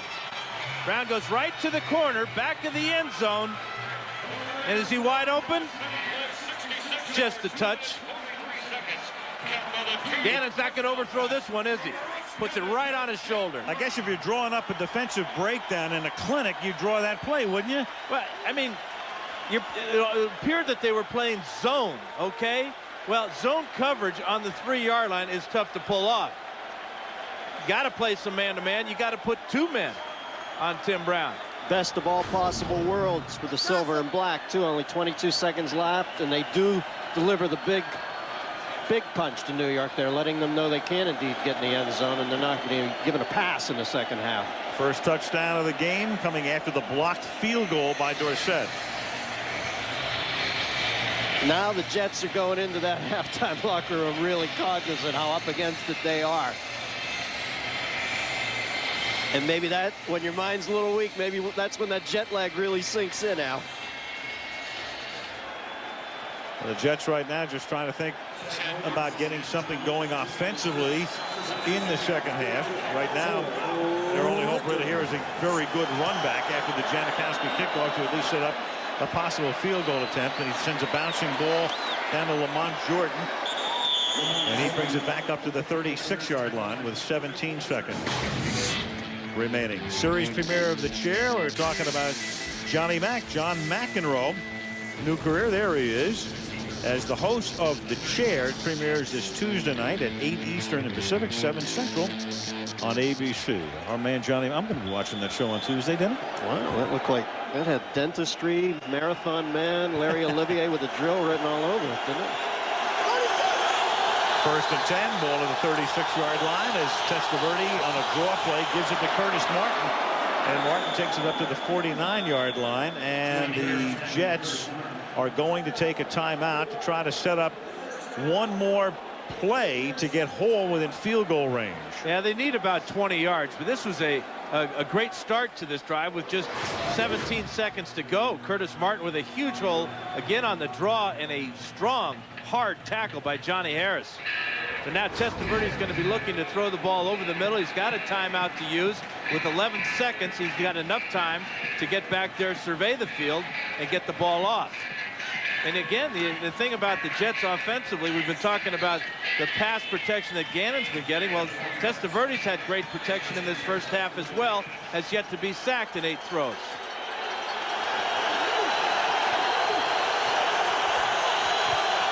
New York trying to get into field goal range with the ball at the 48-yard line. Testaverde going deep into coverage and trying to draw the flag was Coles, but Eric Allen was right there, had position, knocked it away. Raiders defensively were bunching the middle of the field and playing single coverage on the outside. Vinny trying to get that jump ball, as you said, Al. But Eric Allen, you're not going to get it against a veteran like Eric Allen, who's playing with more brains right now than brawn and physical talent. Yeah, that's the dual-edged sword for Eric Allen. When you make that play, you're mature. When he gets behind you, you're old. Yeah, he was old last week when Coles went by him, wasn't he? Barring a defensive foul, it's the end of the half here. Vinny escapes, then throws. It's caught by Coles at the 25 and looking for somebody to lateral to, and he laterals it to Martin, who's the perfect guy, but now Curtis needs some help, and it's like the Stanford Cow play with everything but the band. And that's the way the first half ends. Well, why not? That Stanford Cow play took place about 5 miles to the north in 1982, I think it was. No tuba player here. No, but Tom Tupa's here. End of the first half, and the Oakland Raiders trying to win a trip to New England, leading 16-3. Here's Melissa. All right, Al, John, you guys lost the 3 games coming into tonight. You're completely dominating. What's the biggest difference with this team? I have no idea. We're just playing a little bit better, but we got a long way to go. And you're losing your voice. Thanks, John. Okay, now to New York we go. At the half, check in with Chris Berman. Chris. All right, Al, thank you very much. And here with Steve Young. And, well, some hijinks at the end of the half, but certainly some high quarterback play. And the fellows were talking about it in the end of the half. Rich Gannon, 14 of 16. Yikes. We talked about him early being a perfectionist, and he's taking the lead here. I think he's led all 4 scoring, 8, 7, 6, and 10 play drives, all scoring drives. And then you think about the Raiders, who are the guys that you look to? Right. The old guys, Jerry Rice, Tim Brown, Rich Gannon, even John Gruden fits around that late 30-something crowd. They're carrying it. 16-13 back with the Toyota halftime show to announce the AFC Pro Bowl starters after this message and a word from our ABC stations. Stick it in here. This is Vinny Testaverde of the New York Jets. He donates his time to the United Way in his community. Vinny is a magician on the football field. Here, is that your card? Nope. Is this your card? Nope, nope, nope, nope. Well, do you guys know the milk trick? On the football field, Vinny is a magician. Abracadabra. ABC Wednesday. Jay's looking for some attention, but Damon's got other ideas. What does this game have that I don't have? A mute button. I knew my wife and kids. And speaking of mute buttons, who taught Jim's daughter how to say, "Hey, Jim"? Well, at least she used it right. New comedy according to Jim, and at 9/8 Central. It takes a real man to play this woman. It's like menopause hit her hard and then dragged her for 50 years. Richard Chamberlain guest stars in a new Drew Carey, followed by the season premiere of The Job, Wednesday, starting at 8/7 Central on ABC. All I wanna do is to thank you, even though I don't know who you are. You let me change lanes while I was driving in my car. All I wanna do is to thank you, even though I don't know who you are. You let me change lanes driving in my car. Whoever you are, I wanna thank you. Whoever you are, I wanna thank you. Whoever you are.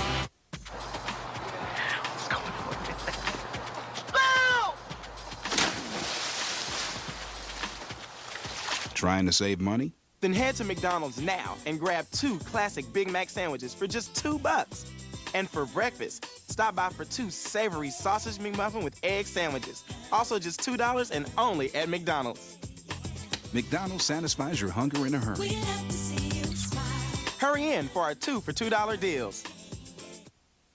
It's got action, romance, suspense. Good evening.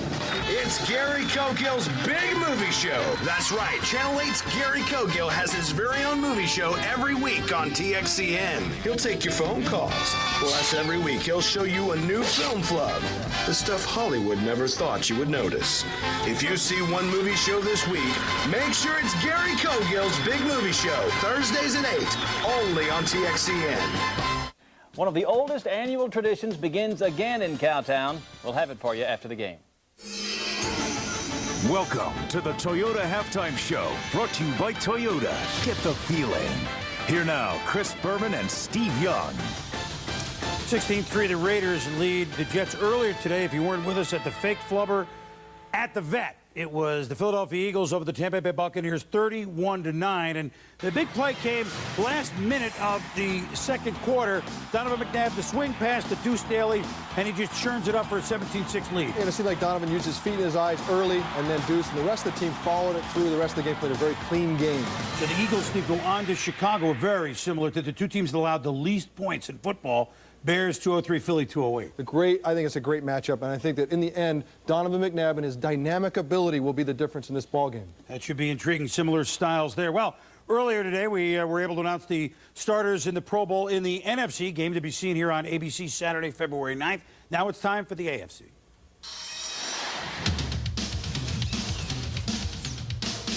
The quarterback, the man you've been seeing tonight, Rich Loose Cannon of the Oakland Raiders. Went a couple of months, it seems, between interceptions, 27 TD passes, 9 picks, almost 4,000 yards. Blocking for him, Jonathan Ogden and Lincoln Kennedy. The tackles, the guards, Will Shields and Alan Faneca, his first appearance. Kevin Mawai, the center of the New York Jets. Gannon will be throwing to the leading receiver in football, Rod Smith of the Broncos, Marvin Harrison, a triple-figure receiver, Curtis Martin, Larry Centers in the backfield, Tony Gonzalez, the starter at tight end, but he is hurt. We won't see him in Hawaii. But we will see Curtis, my favorite, Martin, who joined Barry Sanders and Eric Dickerson as only the third back to start his career with 7 straight 1,000-yard seasons. Change of address on the front wall certainly didn't hurt. John Randall, now a Seahawk, Marcellus Wiley, now a Charger. They're starting along with Trevor Price and the Jets' John Abraham up front. The linebackers come from what we like to call the AFC Blackjack Division, the AFC Central. Jason Gilden of the Steelers, Jameer Miller, the first Pro Bowl starter and player of the New Browns, and of course, no surprise, the MVP of the Super Bowl last year, Ray Lewis, who still spearheads the Baltimore Ravens and hope they can climb up the wild card ladder again. Defensive backfield, Sam Madison, Charles Woodson at the corners, Rod Woodson, the future Hall of Famer, and Rodney Harrison are your safeties. Teams are certainly starting to throw away from the former Heisman Trophy winner Charles Woodson, just 1 pick, but yet his 4th straight Pro Bowl appearance. As for special teams, Jason Elam, your kicker, Shane Leckler of the Raiders, your punter, the dangerous Jermaine Lewis of the Ravens, the return man, and Ian, all that glitters is not gold of the Broncos, your special team. And you wonder whether that'll be the last time we'll ever see the 19-year veteran Bruce Matthews, lineman of the Tennessee Titans, in that Pro Bowl. Jets get the ball in the second half, but they got to do more than Chad Morton returning kicks. When we come back, Al Michaels with tennis great and New York Jets fan John McEnroe.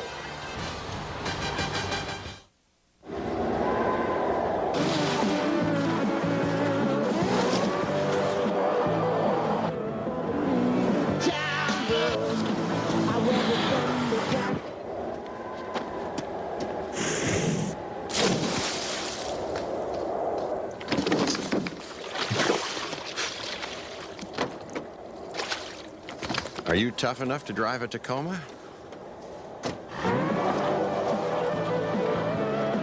A chance to be on the U.S. Olympic team is on the line. Michelle Kwan, Sarah Hughes, Angela Nikodinov. The State Farm U.S. Figure Skating Championships Ladies Final Sunday on ABC. Beautiful shot of the Bay Bridge as the Toyota halftime show continues here at Oakland. Oakland leading at the half over the New York Jets by a score of 16-3. You were to play word association, and I were to say John McEnroe and Cher, might you think about something like this? What did I say, umpire? Tell me. Please tell me. Just please tell me. I want you to not call because you made a mistake.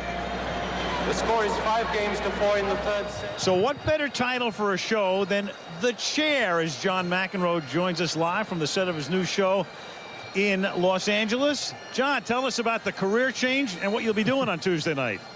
Well, first of all, I do not answer to Regis McEnroe or Wink McEnroe, all right? All right, Al, you promise that? All right. I promise that. Now, listen, the idea of the show is that people have to be under control, which you know I was so good at during my career. So keep their heart rate under control, answer 7 measly questions, and maybe walk away with $250,000. Now, you're still going to keep that McEnroe edge, aren't you? They're not going to corrupt you. I'm under strict orders from ABC, Al, to keep that edge. In fact, let's take a look. Here's a preview look at what we'll see on Tuesday night. This is your heart stopper. Excellent. Very well done. I tell you what I do when I relax, but I haven't relaxed in 42 years. Doug, I'm sorry. You've been beaten by The Chair. That's Tuesday night on ABC. John, I know you are a New Yorker and you are a sick Jets fan. What do you think of the chances of the Jets coming back this week? I'm worried. I mean, I must say, they do, like Dennis said, they look a little jet lagged, a little fatigued, and the fact that Abraham's out. And I just wish, as a Jets fan, they just open things a little bit more on offense. But maybe they just don't have the people to do it yet. But it's still, I'm proud of them. It's a good run, but I don't know if about the second half. Maybe just pull it together somehow. It's looking a little grim, though. I think you're right. I think they will open it up. John, good luck on Tuesday. We'll be watching. John McEnroe. Al, thanks for having me. All right. The new show called The Chair. Dan Fouts now joins me in the other chair.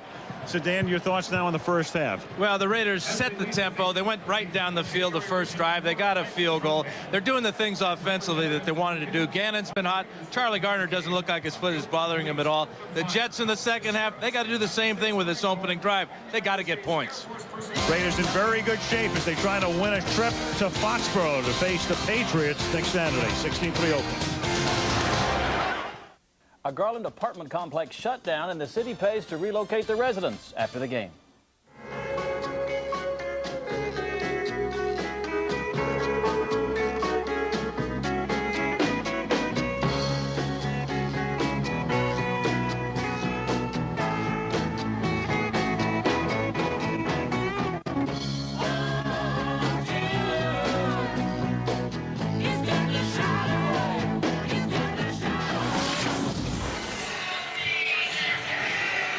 And we start the second half in Oakland. Al Michaels, Dan Fouts, Dennis Miller, Eric Dickerson, Melissa Stark as we wrap up Wild Card Saturday. Philadelphia knocked off Tampa 31-9.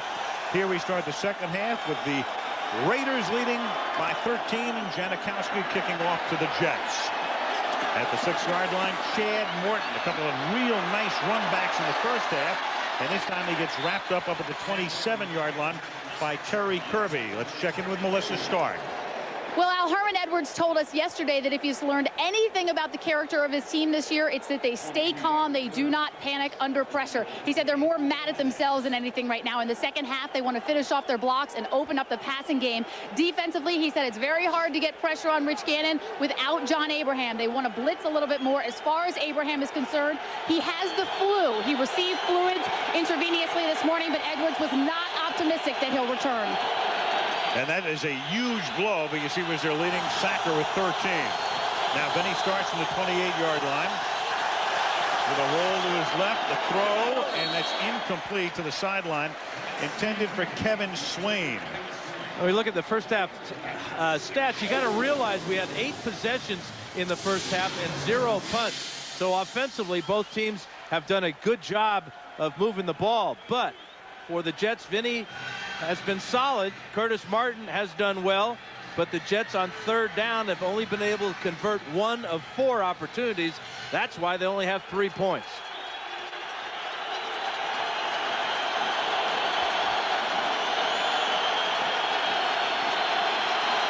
Second and 10 from the 28-yard line.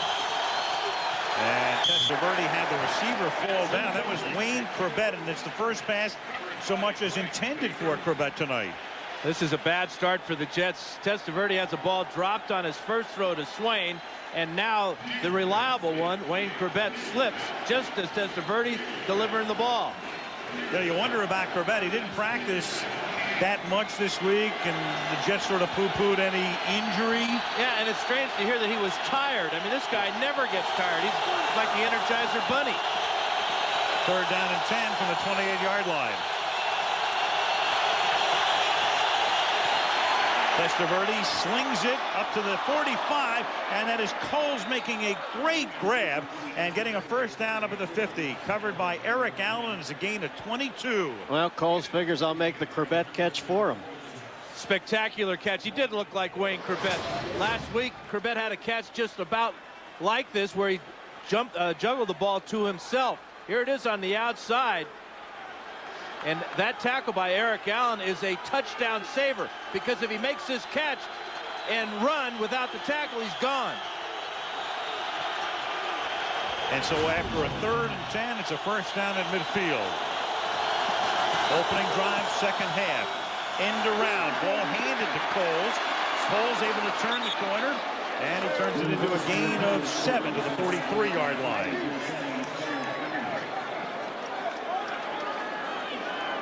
The Jets in a position down by 13. In the history of the NFL, only 2 road teams trailing by 13 or more points at the half have won.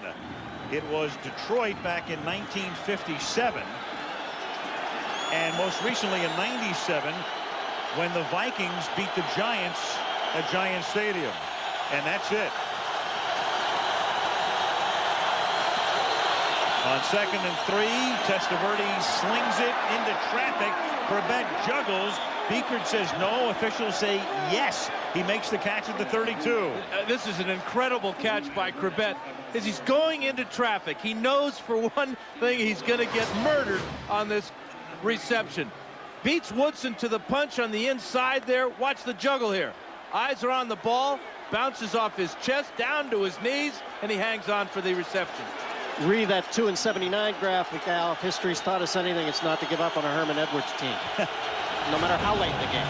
Yeah, this year they've won 3 games by 1 point, another game by 2 points. Here they give the ball to Curtis Martin, back to the basics, inside the 20 to the 18-yard line, and that moves the chains. Well, he started out with 5 straight passes. That will set up the draw play every time, and that's been the best run tonight for the Jets. Curtis Martin on the draw. Big hole there. Richie Anderson leading up on William Thomas. And this is a good-looking drive for the Jets to start the second half. But now they're in the red zone. They've got to get into the end zone. This drive started at the New York 28. Now at the 18-yard line. They give the ball not to Anderson. Instead, Vinny rolling, nearly gets sacked, and then gets just about back to the line of scrimmage. Almost a disaster, but he turns it into no gain. Well, Vinny's Achilles isn't re-blowing out on that play. It's never going to re-blow out again. Tony Bryant's most surprised guy in the house. He wasn't able to get Lavernius Coles on the reverse earlier in this drive, and that time he couldn't bring down old man Vinny at 38 years old. Still got the hops. 2nd down 9. In fact, he gained a yard. And they spread everybody out. They have Martin in the game. They have Anderson in the game, but spread out of an empty backfield. On 2nd and 9, Testaverde throws, and it is caught by Corbett. So after a silent first half, Corbett with 2 big catches, including a touchdown grab here. And just like that, the Jets get right back into the game on a 17-yard touchdown pass from Testaverde to Corbett. Well, by spreading out the offense, it spreads out the defense as well. Corbett on the corner route. The Raiders are playing zone. Johnny Harris goes to the inside receiver. Too late to get over and prevent this touchdown pass. Corbett did a nice job of acting insouciant there, like he was no longer a key player in the play, and then reactivated. John Hall for the point after the Jets go 72 yards. And that makes it a 6-point game again. Big early second half drive for the Jets. We went down by 13 at the end of the first half, and now back to within 6.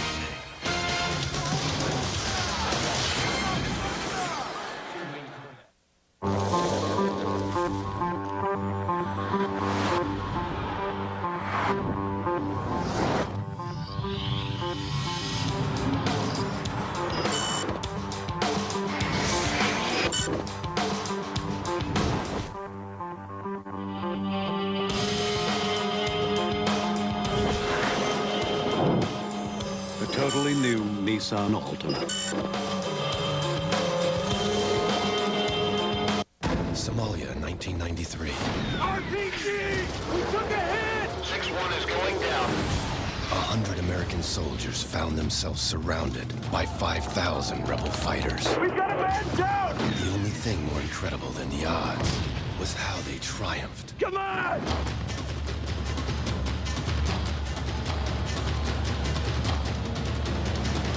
Black Hawk Down, rated R. Now playing in New York and LA, everywhere Friday. My life has never been more demanding, and yet I want to push a little harder, give a little more, and to help keep my mind and body as active as possible, there's Centrum Performance. It's a complete multi with higher levels of B vitamins plus ginkgo and ginseng to help re-energize my mind and body. The more life demands, the more we demand of ourselves. Centrum Performance. Life demands it. There's no place like home. There's no place like home. Somebody help me! Rose Red, Sunday, January 27th on ABC. The New York Jets moving down the field. After the kickoff was returned to the 28 to go 72 yards. Corbett with 2 big catches on the drive, including the touchdown catch. But the big play was that 3rd and 10 on the first series, the pass to Coles to midfield. Here's Terry Kirby taking the kick. And run out of bounds at the 27-yard line. But Corbett gets into the game after a completely silent first half and puts the Jets right back into the game. Yo, 2 6-packs and a big bag of ice. And you think it's a bite, but the brew tastes nice. Back to the stick it in the fridge, stick it in the fridge, stick it in the fridge, stick it in the fridge. I like cool beverage, I like cool beverage, I like cool beverage. I'm kind of thirsty. I like cool beverage, I like cool beverage. Right now, Verizon Wireless is giving you time for you and your family, wherever you are. It's time for the Family Share plan, only from Verizon Wireless. With Family Share, get up to 4 lines on one plan. And now get 3,500 total monthly minutes to share for life on select digital plans with nationwide long distance included. So you can call anyone, anywhere in the U.S. Plus, get each family member a Motorola phone for $19.99 each with activation. So you have time for all the things that matter most. Only from Verizon Wireless. Join in.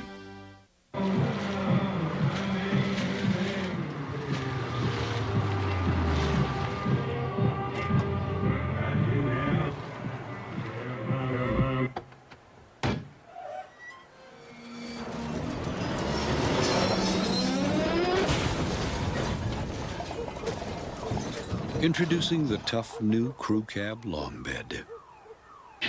It's the next frontier. This telecast is copyrighted by the NFL for the private use of our audience. Any other use of this telecast or of any pictures, descriptions, or accounts of the game without the NFL's consent is prohibited. Next Saturday, ABC's coverage of the 2002 PGA Tour starts. Phil Mickelson, Justin Leonard, David Toms among those competing in the Bobo Chrysler Classic. Coverage starts next Saturday at 3 Eastern Time. New York team's always coming back on Oakland this year, huh? Doesn't matter the sport. Indication baseball clearly here. This is where Derek Jeter made that phenomenal play. First one from the 28-yard line. And that is Charlie Garner taking it up to the 30. Speaking of Derek Jeter, just like that, Denny. Look how quickly we roll this baby in. Look at you. That's genius, huh? Unbelievable. And that was the play that propelled the Yankees to the World Series. Then, of course, Jason Giambi leaves Oakland, goes to New York. And then the culmination last week. Not to mention the Catfish jumped ship years ago to go to New York. 2nd and 7 from the 30-yard line. That's caught by John Ritchie, the fullback, who takes it up to the 40-yard line. His first handle of the night. And that cut just won't heal. I don't think he wants it to heal. He wants to go sit up in the stands with the rest of those folks. Take a look at the start track for the first half. Rich Gannon, a spectacular first half as they start the second half now with a no huddle offense, much as they got the things going in the first half tonight, Al. Trying to tire the Jets, who are still minus John Abraham out with the flu. Tyrone Wheatley is in the game as the running back. That's Wheatley with a football, picking up 5. Getting it across the 45-yard line. Well, I like where the Jets are sitting right now. You see their quarterback for Oakland at 14 out of 16. You're only down 6 points on the other guy's turf. You know, they're down, but they're still hanging in there, man. That loss of John Abraham, Sean Ellis is going to have to step up now. He is the best pass rusher that Ted Cottrell has left on that defense. 2nd down and 6 now from the 45-yard line.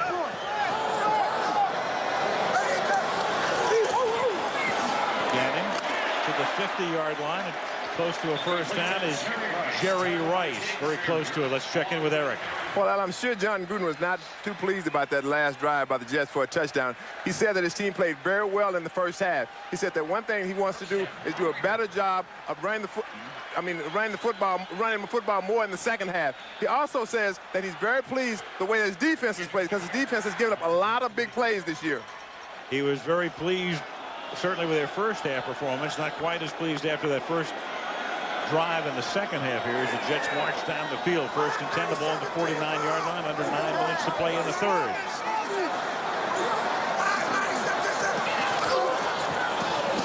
Wheatley, nowhere. That's really not Tyrone Wheatley's strength, is jumping to the outside. He's had a lot of success tonight. You can see as he gets up a little bit frustrated, but his success will come between the tackles, but not to the outside. Eric Obagu, number 99, is playing defensive end here. Does a nice job of getting through the tackle of the tight end there, Jeremy Brigham, and bringing down Tyrone Wheatley. It's almost like he's running Garner's plays and Garner's running his plays, Dano. A little bit of a cross up there, you bet. 2nd and 10. Gannon has completed his last 10 passes. Tim Brown, does he stay in bounds? The one official checks with the other. Yes, he does. I hate that when the officials have to talk about it. If you see it, call it. You don't need help having to talk about it. Well, you need possession and both feet in bounds, and clearly they're looking at this upstairs to see whether they want to challenge it. And if I am the Jets, I send the flag right out there now. And they better hurry because the Raiders are at the line of scrimmage. Right. Trying to beat the clock. Not going to happen. There's the red flag. Right. I can't imagine what the two officials are talking about here, because Brown is clearly out of bounds. I'm not even sure he was possessing the ball. I think the refs were just guessing.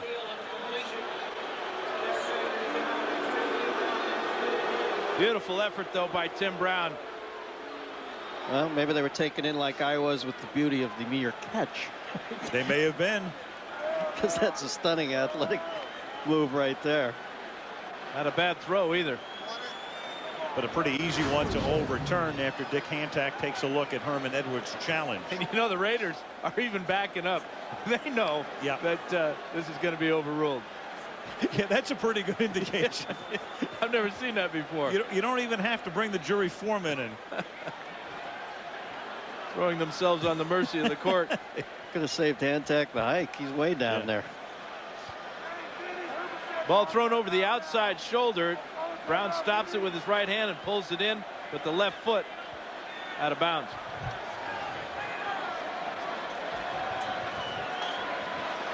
If this gets overturned, and I'm sure it will, the ball will come back to the 49-yard line, and it will be 3rd down and 10. This challenge really shouldn't take this long. No, Dick, you don't need more than one angle that way. I loved it how Billick told us a few weeks ago that each refereeing crew has its own appreciable personality.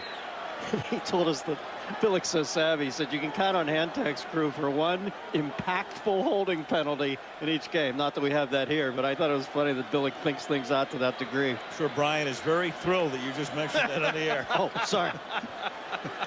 He didn't say that on Deep Background or something, did he? No, but just because we met him in the After parking reviewing garage. the play, the receiver had the right foot down in the field of play. The left foot came down out of bounds.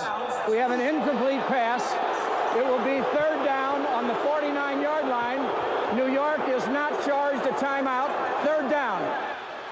No, seriously, no, I didn't violate some Billick secret, did I? Ask Brian. Brian just came in the booth. Hi, Brian. Now that ends Gannon's completion streak at 10 and brings the ball back to the 49-yard line where it's 3rd down and 10.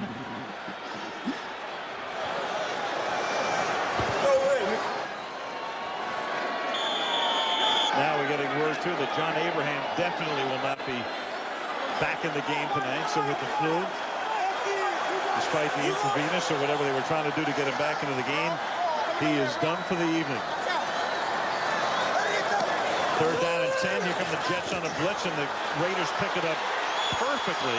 Then Gannon buys time, throws. The pass is incomplete. Crowd looks for a flag. There is none. Intended for Roland Williams. Steve Martin is chasing down Rick Gannon out of the pocket. Raiders had the right call, but Gannon's going to throw the ball behind Roland Williams, and Sean Ellis with the right forearm just sweeps Williams out of the way. Ball was uncatchable. Right. That's why there's no penalty. Exactly. Here is the first punt of the game. The Pro Bowl punter, Shane Leckler, sends one down inside the 5, and Santana Moss did a good job of deking a fair catch and letting it go into the end zone. Jets take it at the 20, down by 6.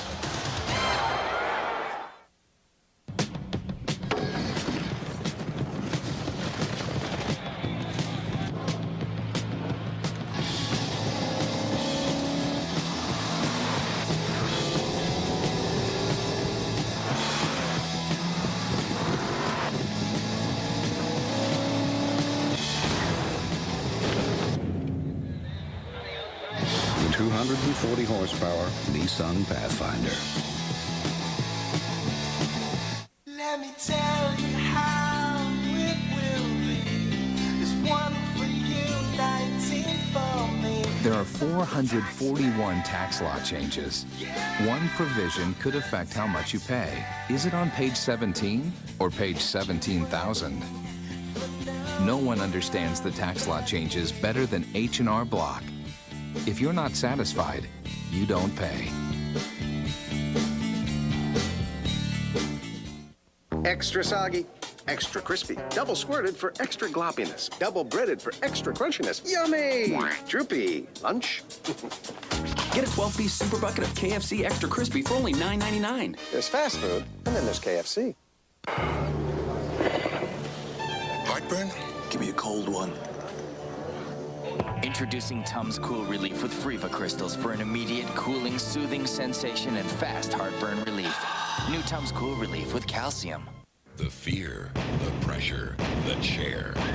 This Tuesday, 8 men and women will try to answer 7 simple questions for $250,000.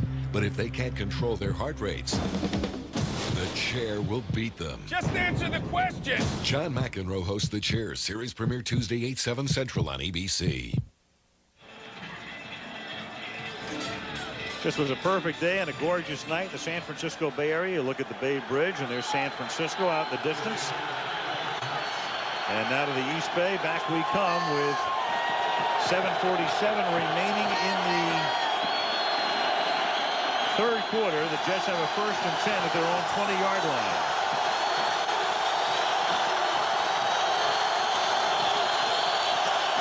Testaverde throws on a slant intended for Chrebet, who can't make the catch. He's covered by Charles Woodson, breaking up the play. Bad turf toe and all. Well, a number of times teams have in the last regular season game met and then come back to meet in the playoffs the following week, but no team has gone on the road in both the last game and in the postseason game the next week and won. And that's what the Jets are attempting to do tonight.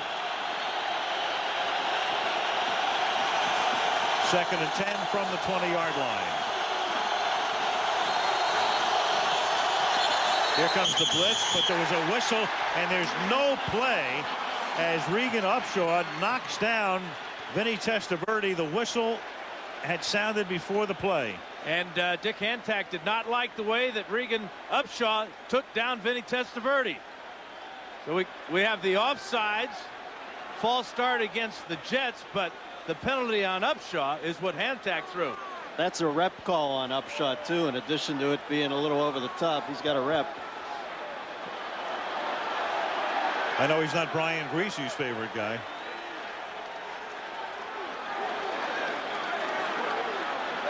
False start.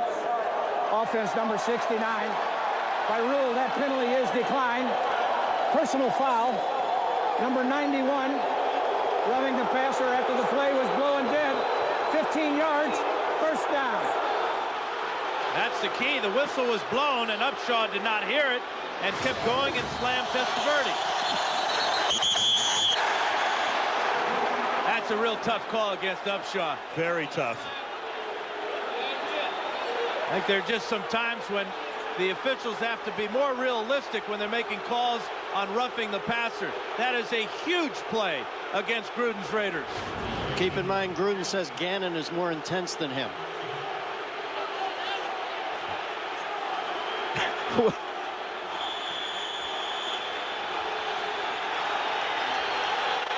Who needs audio? Yeah, keep the lip readers away from the screen. Did you say something now? 1st and 10 at the 35. Fake to Anderson, then the handoff to Curtis Martin. And he comes up to the 40-yard line. He stopped there. Flag comes in at the end of the play here. Well, after not having many penalties in the first half, we're catching up in a big hurry now. Vinny, not exactly the great Slidini with that play fake. Clearly the penalty against the Raiders, the clapping by Testaverde. Regan Upshaw and Kerry Jenkins had gotten involved. How about Gruden's takes? Continuing action foul, personal foul, face mask, defense, number 91. Upshaw. 15 yards from the end of the run. First down. Well, they've got to cool him off, so they have to take him out of the game. No question about it. That's 30 yards in penalties the last 2 plays. Unless you count in the short rush, the yardage that Curtis Martin got. And the Jets are all the way into Raider territory. Nobody buys into that Raider mythos more than Reagan Upshaw.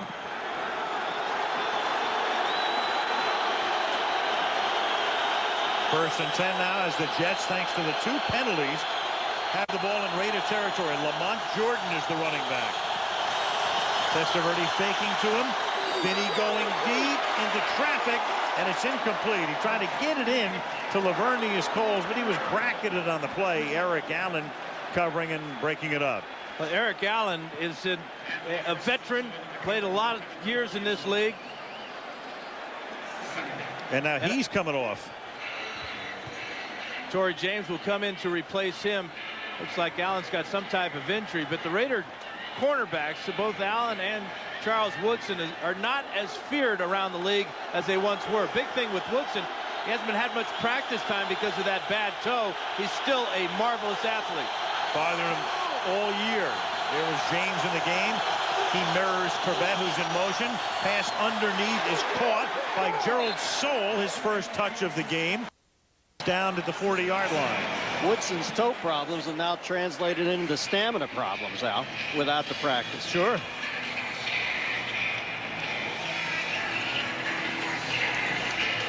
Woodson announced tonight as a starter once again in the Pro Bowl as he completes his 4th season. Eric Allen now comes back into the game, and James comes out. 3rd down and 4 at the 39. 6.5 to go in the 3rd. Raiders, who led by 13 at the half, leading by 6.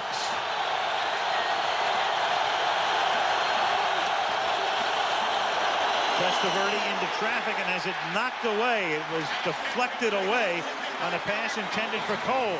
When we talk about Eric Allen, and you talk about the veteran experience he has, watch him read this route by Coles, get his eyes on the ball. He saw that Coles was going to the inside. The first thing he did is to see where Vinny was going with the ball. You can't get any closer coverage than Eric Allen had that time on Lavernius Coles. Tom Tupa's first punt of the game.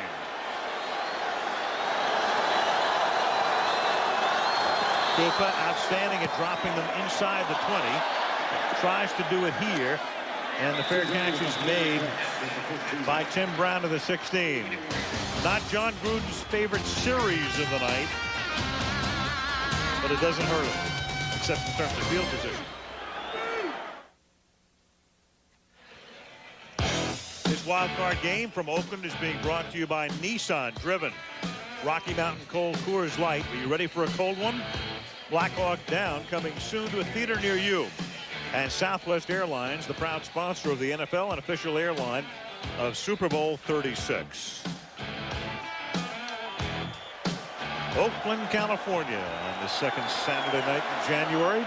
Raiders up by 6 as you look at Jerry Rice. You look at Tim Brown there.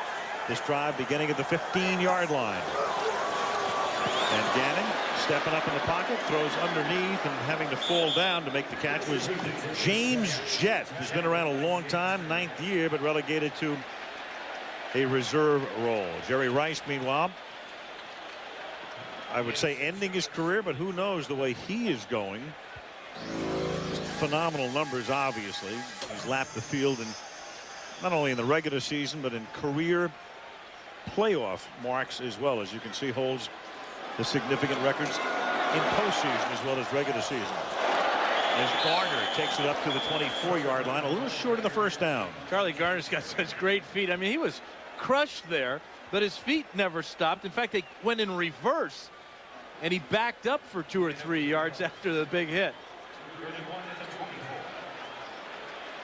Watch as he hits off the right side of the Jets defense here. He'll get hit, and then because he doesn't stop his feet, he just puts him in reverse. Now 3rd down and 1, Wheatley in the game. Little toss back to Wheatley. Gets around the corner, picks up the first down. 20 more to the 40. And when you play a team 6 days apart, as these two teams are playing, that is an example of what you do to change the game plan. They come in with the heavy look of running the power up the middle. They fake it to Crockett, flip it outside. The Jets were caught thinking that it was going to be power up inside. That is game planning on the second game in a short period of time. And the big man gets the ball into the safe house of the outside arm. Nice attention to detail. 16-yard pickup from the 40-yard line on 1st down. Gannon rifles it over the middle, and that's into the arms of Charlie Garner for a 1st down to the 43-yard line. You know, not only can Charlie Garner put his legs in reverse, he can roll down the field. As he catches this ball, the ball will force him to the ground, but the whistle doesn't blow. So what do? Just keep rolling. 1, 2, 3, get touched there. That's 5 yards. He averages 4.5 a roll. That's regular for him. Garner 66 on the ground, 27 more in receptions. 1st and 10 up at the 43-yard line of the Jets. Garner again. Fights for a couple to the 41-yard line. A reminder, the week after the Super Bowl, the following Saturday, will be in Honolulu at Aloha Stadium, where the AFC takes on the NFC in the Pro Bowl game, which begins at 4:30 Eastern, 1:30 Pacific, and 11:30 in the morning in the islands on the 9th of February. John, that's one place John Gruden doesn't want to wind up, because the staff that coaches the Pro Bowl team is the staff that loses the conference championship game. That's where he was last. Yes, he was. 2nd and 7. And Gannon airing it out, and Brown tries to get free and can't. And Brown is exorcised because he thought Aaron Glenn was hand-holding. They were certainly battling going down the field. Glenn is 31. Brown is 81. Watch the hands going back and forth. Brown tries to push off. Glenn tries to hold. That's a good non-call because this ball was overthrown. Don't think Tim Brown could have caught it without the contact. Yeah, but if it's thrown, if it's not overthrown, is that enough for a call? It looks iffy, huh? I think those two guys would have to talk about it in the structure. 3rd down and 7 from the 40-yard line. Jets come on the blitz. Raiders pick it up beautifully, but then Gannon sidearms it and has it knocked down. That's a huge play for the Jets. Not able to get the sacks on Gannon last week, but they did knock down 3 of his passes. This is a huge play on a 3rd down that keeps the Raiders out of field goal range and forces this punt. Watch Gannon with the sidearm. Rick Lyle, number 95, with his right arm, gets up in the air and foils that pass. Lyle in for the flu-like Abraham. Shane Leckler to punt. Santana Moss back to receive, and the kick goes into the end zone for a touchback. Jets will take it at the 20 with 2:39 remaining in the 3rd quarter. 16-10 Oakland.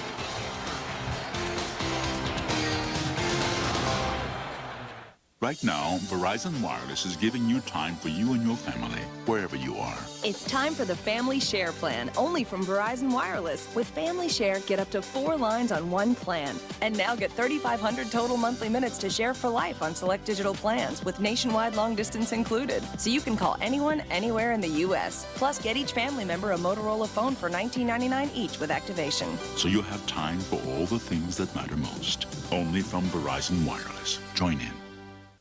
Sauron's forces are already moving. He's coming for the ring. See the movie that has created a worldwide phenomenon. The Lord of the Rings is on over 150 critics' top 10 lists. A big, spectacular film, raves the Wall Street Journal. To see Ian McKellen as Gandalf is to understand what a great actor can accomplish, says the LA Times. Nominated for 4 Golden Globe Awards, including Best Picture of the Year. The Lord of the Rings, directed by Peter Jackson, rated PG-13, now playing worldwide. We were there when you were struck. I'm so sorry. With the adventure of driving. The joys of marriage. The pride of home ownership. So now that you've discovered the rewards of a growing young family, and you need more life insurance coverage than you can get through work, there's still no one better to talk to than the State Farm agent you've always trusted to care for your car, your home, and you. State Farm is there for life. You're not nice. Hey, here's a headline. I'm not nice. Took me 5 years to figure that out. She got it in 20 minutes. The Job is back Wednesday, 9:30, 8:30 Central on ABC. Series premiere of The Chair. We talked to John McEnroe at the half. And there is Johnny Mack. He's the host of The Chair that premieres this Tuesday right here on ABC. The New York Jets have the ball at the 20-yard line. 1st and 10. And a little toss back to Curtis Martin, who picks up 3, and he's out of bounds at the 23. Dan, let's check out the QBs tonight, how they stack up. Rich Gannon has cooled off just a little bit. Testaverde got hot on that last drive when he hit 3 passes in a row, or 2 drives ago. And, of course, the 17-yarder to Wayne Forbett for the touchdown. It has made this game a lot more interesting. The defenses are settling in more now. We've had a couple of punts, and now the Jets are trying to long drive from their own 20. Second down and 6 at the 24-yard line. And that is caught by Coles. Beautiful play. Working to the outside. And Coles is out of bounds at the 44-yard line. Let's go down to the field. Check in with Melissa. Allen, injury update on Raiders cornerback Eric Allen. He is experiencing cramps in his left calf. He's going in and out of the game so they can work on it. So it's clearly affecting him. And Torrey James is the guy who keeps coming in and out with him. And he was covering Coles on that last play. Now Allen comes back in for this play.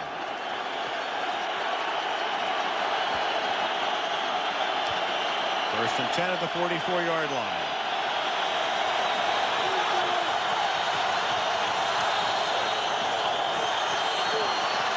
Benny to the outside to Anderson. And Anderson, is the ball alive? No whistle. It was. Fumble. Raiders recover it. Grady Jackson. Ball was ripped out by Johnny Harris as Anderson was stumbling, trying to get to the first down marker. And Johnny Harris came up and just ripped it loose as Greg Biekert hit him low. Testaverde with a lot of time to throw. He finds Anderson on the outside here. Watch Johnny Harris rip it out with his right hand, and big Grady Jackson will take the air out of the ball as he falls on it. Great play by Harris to rip it loose.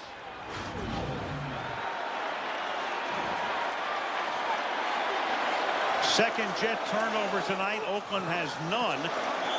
And as Garner takes the ball up to the 49, that means in the last 2 games, 5 Jet turnovers, none for Oakland.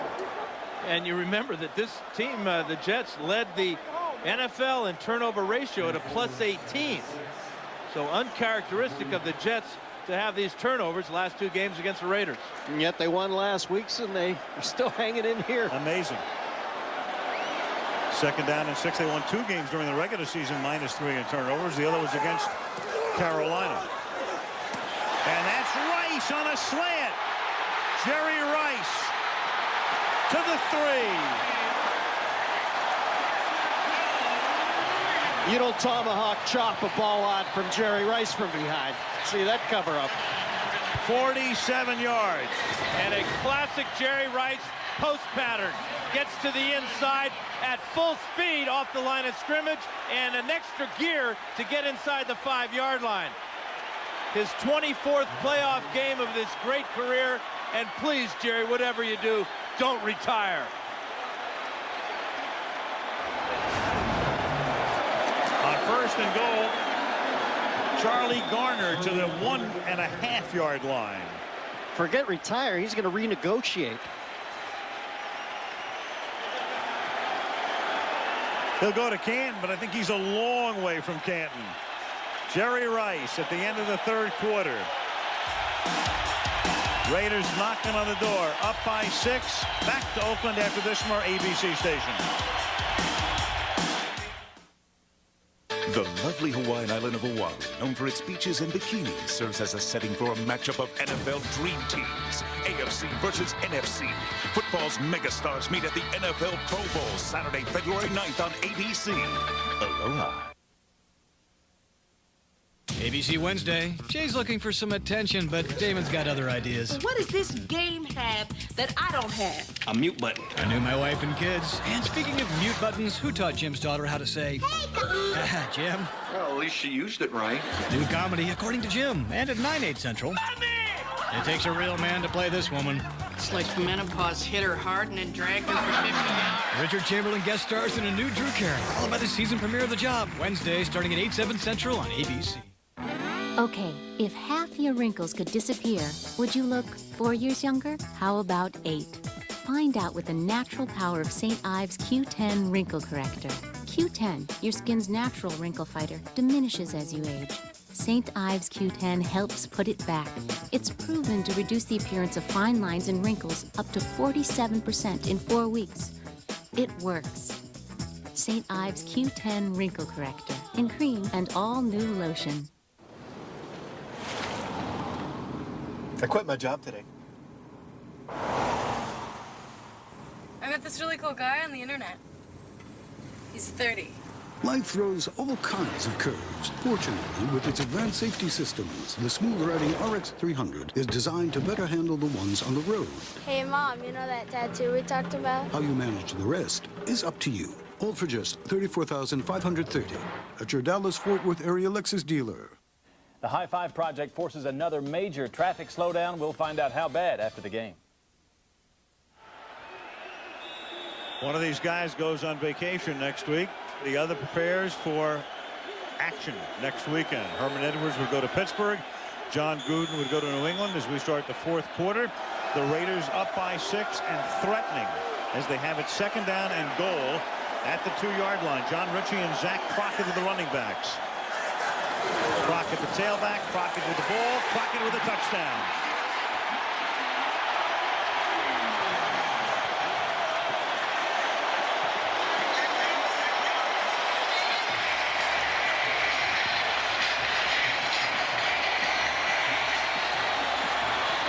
And the Raiders are going to go for 2 with a 12-point lead.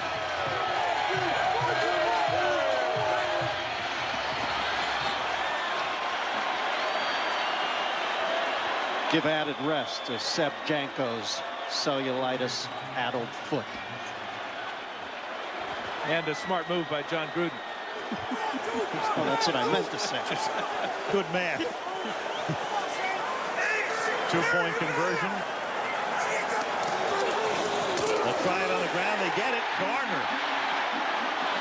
Charlie Garner adds the deuce to make it a 14-point game. During the regular season, Zach Crockett scored 6 touchdowns. Al talked about how he is the short yardage specialist. Well, he's 6'2", 240 pounds, going behind a twin in John Ritchie at about the same size. And that's about as easy as you're going to get in for Zach Crockett. Well, I talk about easy. Here he is over the right side one more time, and then Garner will get the 2-pointer. Watch how easy this one is. The Jets standing straight up. They're looking tired. That defense just not strong enough to overcome the turnover by Richie Anderson.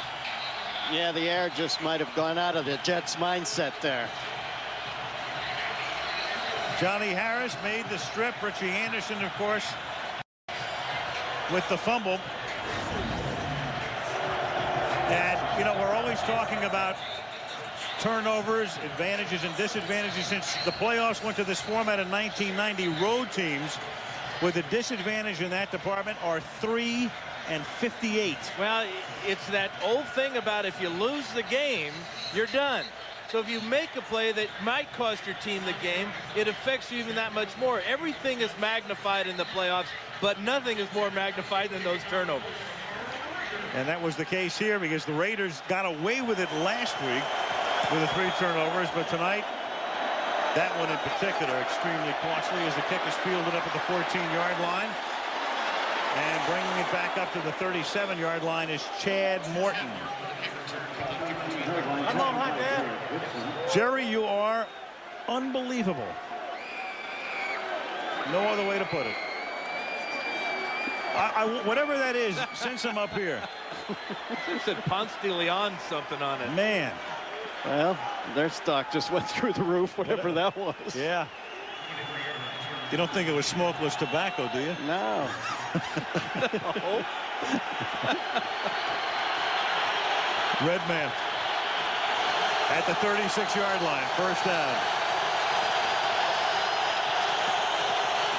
Here's Coles. He's going to go back the other way. And all that for a gain of about a yard or so up to the 37, tackled by Grady Jackson.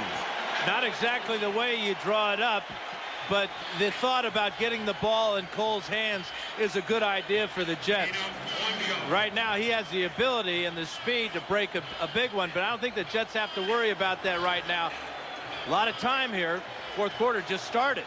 Just down by 2 touchdowns. Good field position to start this drive. Chuck Bresnahan, the Raider defensive coordinator.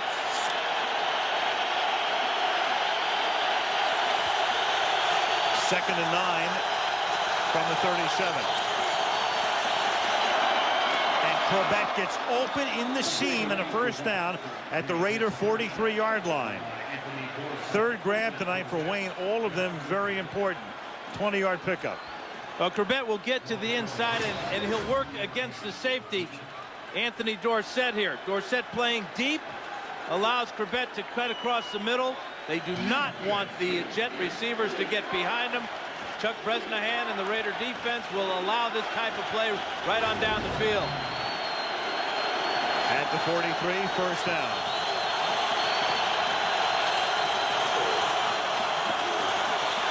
Martin almost broke it. Comes close to picking up a first down before Charles Woodson. Well, obviously the Jets had to answer the call when they came out for the second half. Did so. Looks like they might answer it again here. Curtis Martin is so patient. Watch as he just bides his time behind Kerry Jenkins and Richie Anderson. This is a beautiful tackle by Woodson because this is big yardage if Woodson doesn't dive out here to make this tackle. Fighting off the block of Anderson and bringing down Martin, who is now 5 yards away from 100 on the night. Second and 1 at the 33-yard line.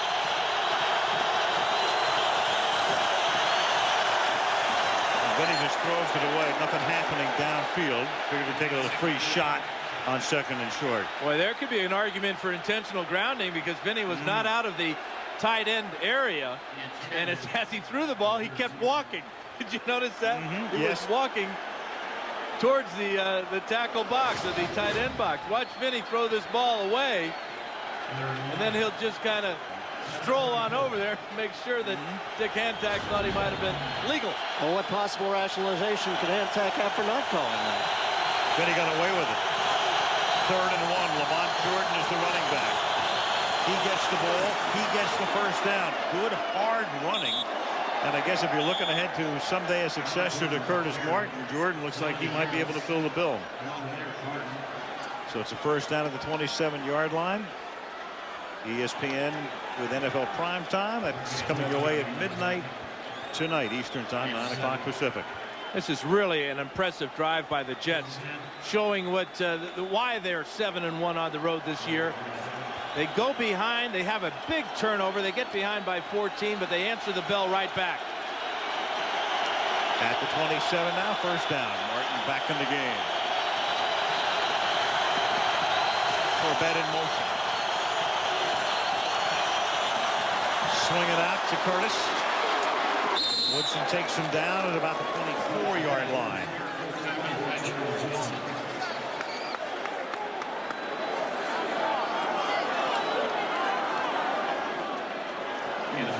take a close look at Charles Woodson. He looks to be a little bit winded. Remember, he does not practice much during the week because of that bad toe. He spends a lot of time on the stationary bike to keep his conditioning up, but there's no such preparation for the real deal. Second down and 7 at the 24-yard line.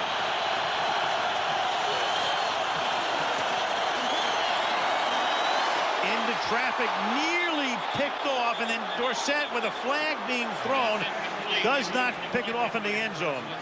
Woodson down on the turf. The pass was intended for Santana Moss, the Jets' #1 draft choice, who's missed most of the season with a knee injury. Pass interference. Defense, number 24. First down. Well, the Jets are not shying away from Charles Woodson. They know he's hurt. They know his conditioning may be suspect. Here's Santana Moss, the rookie, trying to get free from Woodson.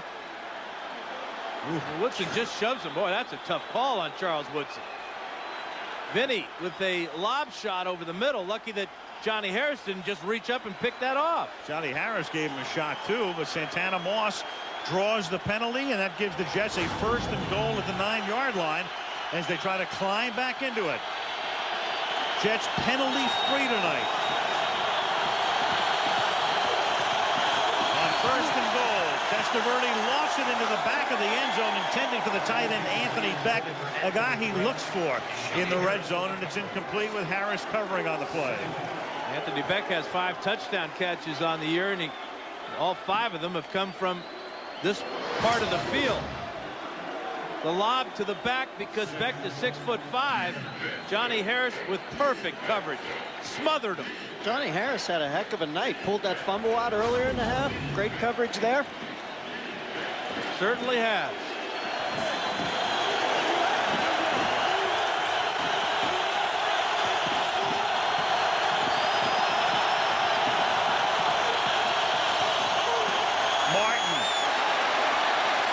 Adjusts and takes it to the 4. Good running tackle by Chris Cooper, setting up a 3rd down and goal. And good blocking on the outside by Richie Anderson, who you know is just dying inside after having that ball pulled out by Harris.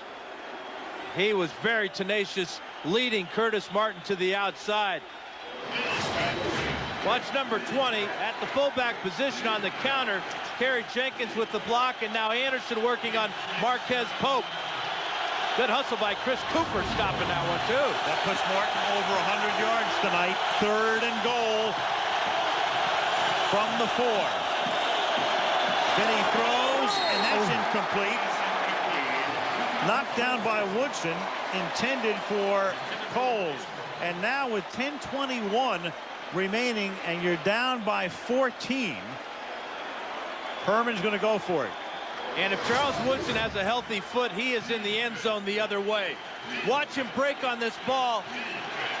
Just an instant sooner, he catches that ball easily and scores. Herman Edwards on 4th and goal. Down by 14, eschewing a chip shot field goal. I think it's a good call. Keep your eye on Curtis Martin. Then he throws. Caught by Anderson. A little bit of redemption right there. Touchdown, Richie Anderson on a 4th and goal. Boy, that is huge. You know, the Jets, again, having a lot of success spreading out their offense and then thus spreading out the defense of the Raiders. Richie Anderson in the slot here, working behind Anthony Beck. Look at the lane. Pass protection's been pretty good, too, tonight. 28 throws for Testaverde, no sacks. He could have walked that ball to Richie Anderson. John Hall for the conversion. And it's a 7-point game again. So the Jets just keep hanging in, as they have almost all season long. From 14 down to 7 down with 10:18 left. L is for the way you look at me. O is for the only one I see. V is very, very extraordinary. E is even more than door and love. Exclusively from Chrysler, our 7-year, 100,000-mile powertrain pledge, because love is a commitment. She's hot. No, she's not. He's right. She's a babe. No, she's not.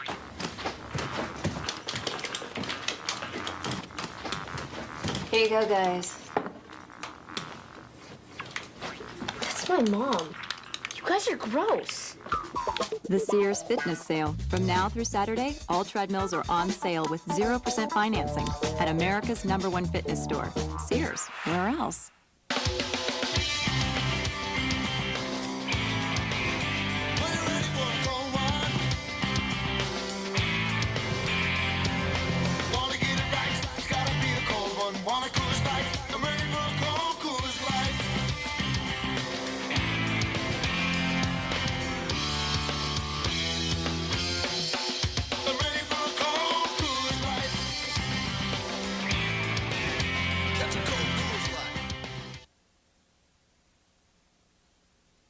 Oahu is the setting for a matchup of NFL dream teams. Football's megastars meet at the NFL Pro Bowl, Saturday, February 9th on ABC. Aloha.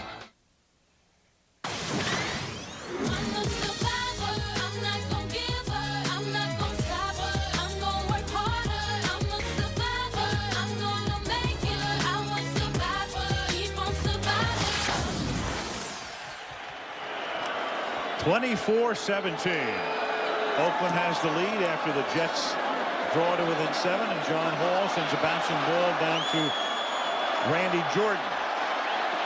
And Randy gets run out of bounds into the Oakland bench at the 32-yard line. Herman's gang hanging in.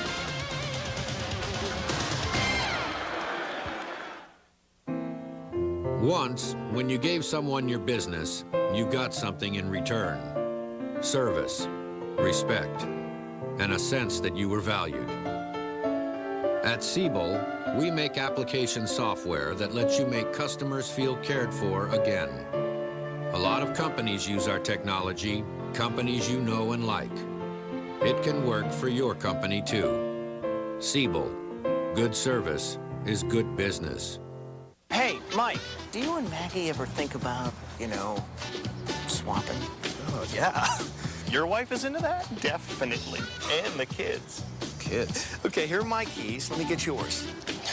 Perfect. We're in! Chrysler Town & Country. With a variety of models, available power sliding side door and liftgate, some people just have to try them all. Hey there. Exclusively from Chrysler, our 7-year, 100,000-mile powertrain pledge, because love is a commitment. Playoffs, there's no tomorrow. This is where you lay it all on the line. There is no more next week. You have to do what you have to do right now. You have to win this game. If you can win a big game, people start respecting you. This is what we do. This is what you've been playing 16 games for, is to get to the playoffs. One game, one moment. That's the beauty of the playoffs. You're going to have to see it and feel it yourself to believe it. If you lose today, you go home. Just relax. Stay calm. Can you control your heartbeat? Answer the question. The Chair, hosted by John McEnroe. Series premiere this Tuesday, 8/7 Central on ABC. The new year and a new season, the same bad attitude. Dennis Leary is back on the job starting Wednesday, January 16th, right here on ABC this Wednesday night. Now the Raiders up by 7. A little bit more than 10 minutes to play from the 32-yard line. And they begin with Garner behind Ritchie, turning it upfield and fighting his way across the 35 to the 36-yard line. Well, Jerry Rice is playing in his 24th playoff game in his great career. 23 with the Niners. He got the Raiders started off early in the first quarter. That 26-yarder followed by this 29-yarder. And then when the Raiders needed it most, he takes the skinny post down to the 3-yard line. That led to a 14-point lead. 7 catches tonight for Jerry Rice. 7 for 141. Not since Cliff Branch in 74 has a Raider receiver gained that much yardage. 27 seasons ago. Gannon throws. Caught over the run. Over the middle on the run by Jerry Rice. And his 8th grab of the night is another first down to the 44-yard line. He's been averaging 21 yards per catch, and that one is good for 21. Hey, how long is it before Jerry Rice catches a pass in this league on somebody who wasn't born when he started in the league? There he is in the slot. The quick step to the outside gets him away from Marcus Coleman, and Gannon again is right on target. Rice does not have to break stride to make the catch and make yardage. First down, Raiders down from the 44-yard line. Gannon to the outside, and a great open field tackle made on James Jett by Aaron Glenn. Huge stop, of course, here for the Jets. Clock ticking down, coming off that imperative touchdown drive. And the Jets have to stop him here. And the one thing the Raiders have had trouble with in their 3-game losing streak is finishing games. They have not found a way to put their opponent away. This drive is exactly what they need. And that pass that was errant, intended for Roland Williams, would have in effect ended the game in the Raiders' favor last week. Second down and 8. The handoff going to Terry Kirby as they go to Kirby coming out of the backfield, and he goes nowhere. Rick Lyle makes the stop. Well, you got to wonder about the choice, not so much of the play, but of the player for Gruden. Garner's having a great night. Wheatley looks sharp, and Terry Kirby gets his first carry.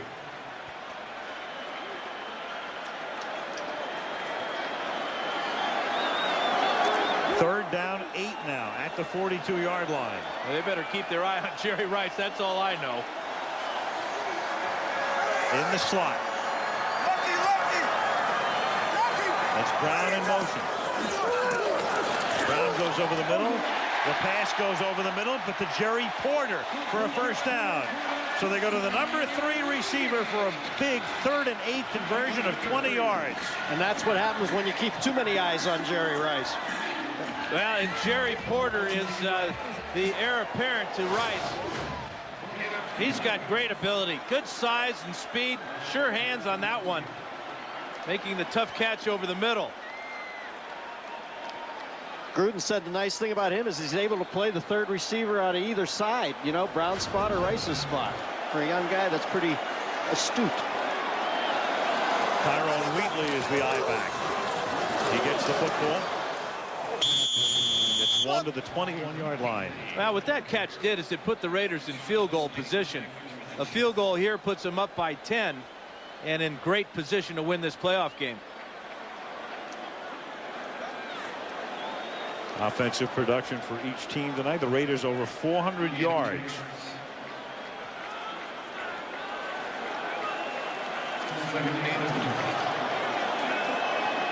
Raiders finishing 4th in the NFL in scoring this season. They put 24 up tonight. Second down and 9 at the 20-yard line.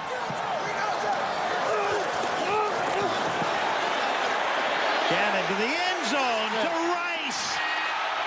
Wow. Off the charts.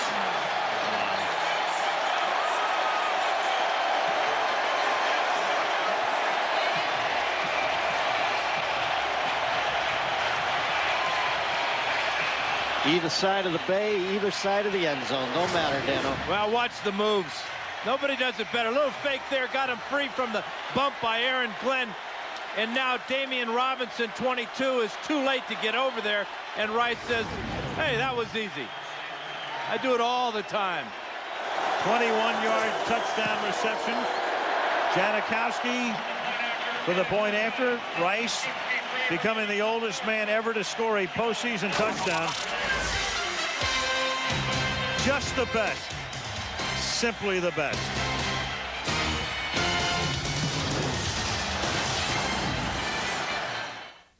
I'm gonna be there, girl. I'm gonna make it feel alright. I'm gonna hold you in my arms and love you through the darkest night. I'm gonna tell you that I need you, yeah, for the rest of my life. For the great taste that won't fill you up and never lets you down. Make it a Bud Light.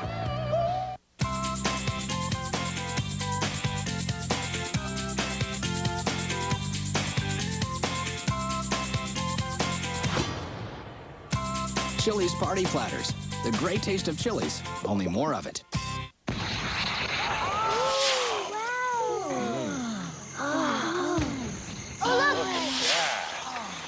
Whoa. Ooh, that's a good one. Hey, this is cool. How many 4x4s can you really take off-road? That was great. I suppose we better go give these guys a hand, huh? With its patented four-wheel drive system, Jeep Liberty makes every day Independence Day. No laughing this time, guys. We gave international cyclists the new Norelco Advantage. Their reaction? What is this? Goo? Goo. Yeah, goo. That's right. The only electric razor with built-in shaving lotion had everybody loving their faces, especially them. The new Norelco Advantage. You're such a homophobe. I'm not a homophobe. I saw Elton John live at Madison Square Garden. I sat in the third row for 2.5 hours. The Job is back Wednesday, 9:30, 8:30 Central on ABC. Steve can't hear me. Fred Biletnikoff holds the Raider record for the postseason record, most receiving yards in a game, 190 in 1968. Jerry Rice tonight with 183. Biletnikoff did it against the Jets in New York. Rice 7 yards shy tonight after that touchdown grab. Santana Moss to run it back. And he runs into a wall up at the 25-yard line. Rice has got to get bumped by Aaron Glenn on this coverage. It's too deep. And to give the safety Robinson any shot at all at covering Rice in the end zone like that, Glenn's got to knock him off his stride. But how do you knock off Jerry Rice? You don't. And it's not like a guy like Rice needs any help, but Gannon has been completely dialed in all night to begin with. 1st and 10 for the Jets, down by 2 scores again, with only 5:45 left on the clock from the 25-yard line. Testaverde for Corbett, can't make the catch, but 2 flags come in. They're going to get Charles Woodson for impeding the progress of Corbett down the field with his arm. They call it the arm bar, where Woodson will put out his right hand and keep Corbett from getting to this ball. Interference, defense number 37, 1st down. Johnny Harris. I can't believe it's Johnny Harris. Maybe it's Lester Hayes. Check the hands. It's Charles Woodson right here. That's the arm bar. Watch that right hand. That holds Corbett back, and still Wayne almost makes a one-handed grab.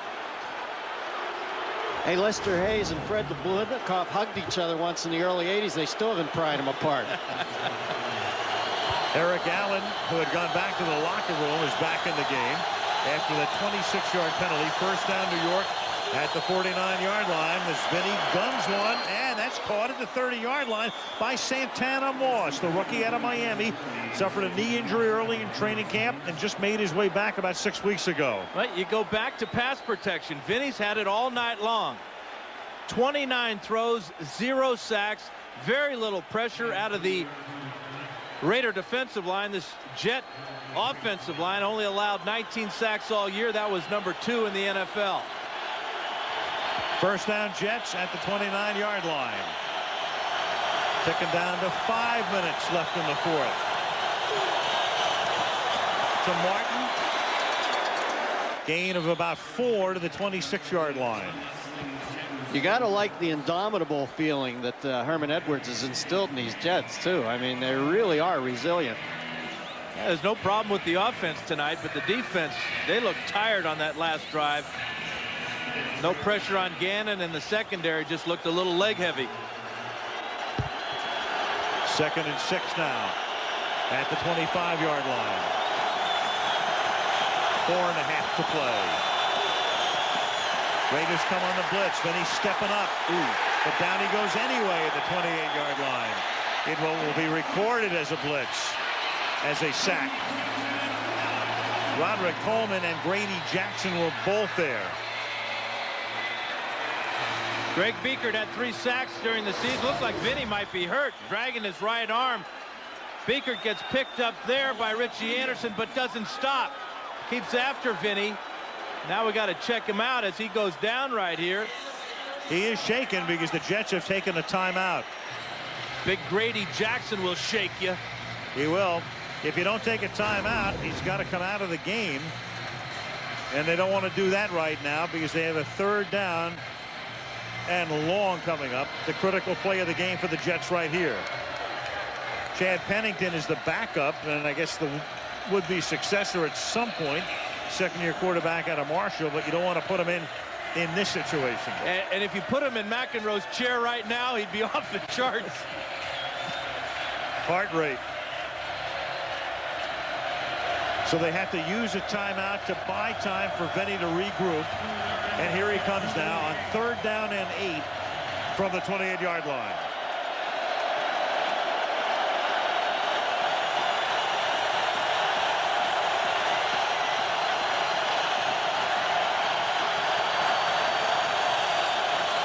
Raider blitz. He gets it away. It's caught, taken to the 20. It's Richie Anderson. He dropped the ball, but recovers it himself. However, he is shy of the 1st down, and clearly you're going for it on 4th and 1 here. And that was the key on that play. Vinny knew he didn't have to get all the yardage for the 1st down, that Herman Edwards would go for it on 4th down because you have to. Watch for the cluster route now where the Jets will bunch their receivers and try to get a pick against man-to-man coverage by the Raiders.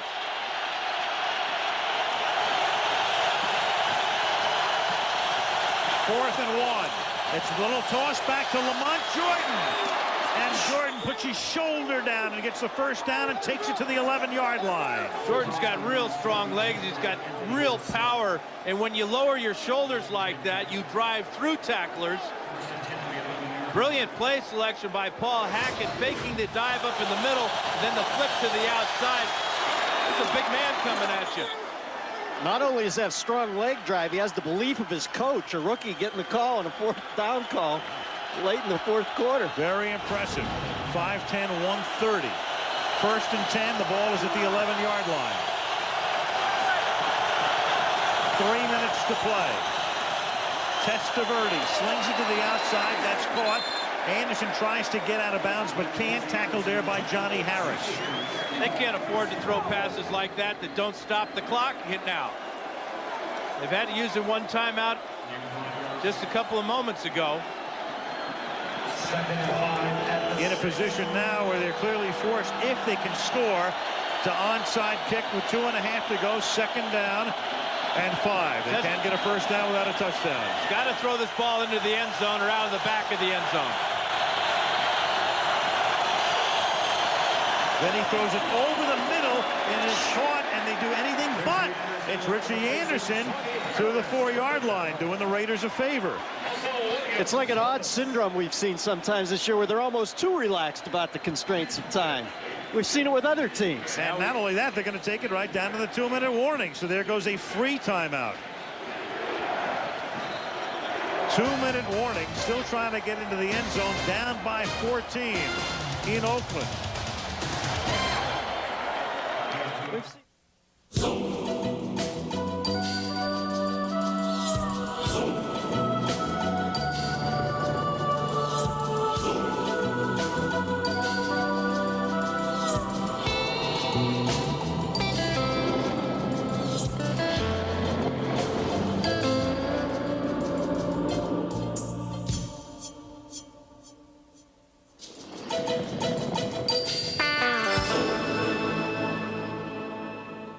Eyes of a puppy dog. Lips made for sin. You're not dreaming. I'm for real. We got a call.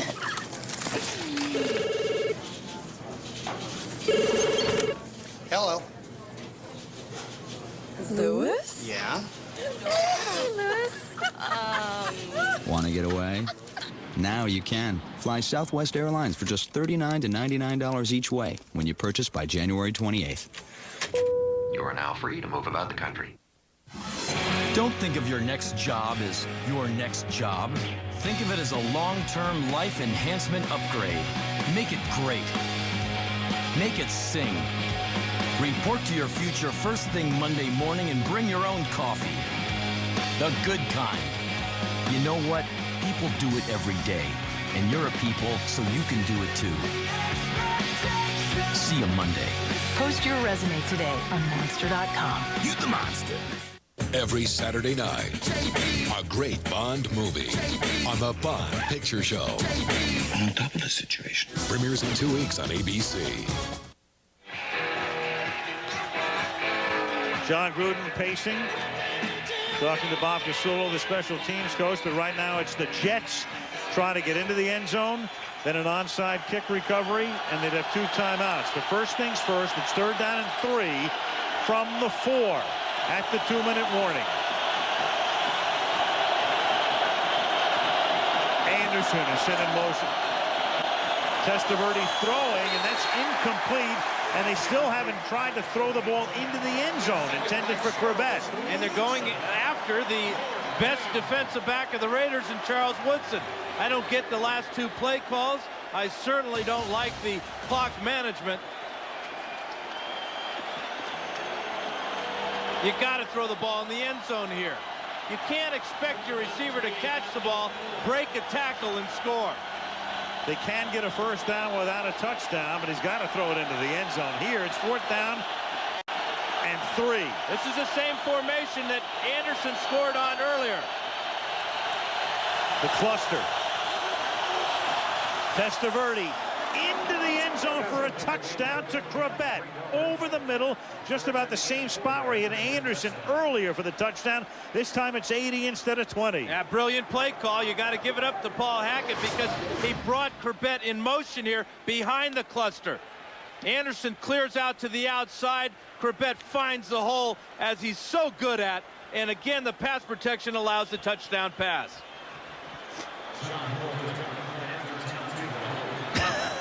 Chucky. He's so tough to read.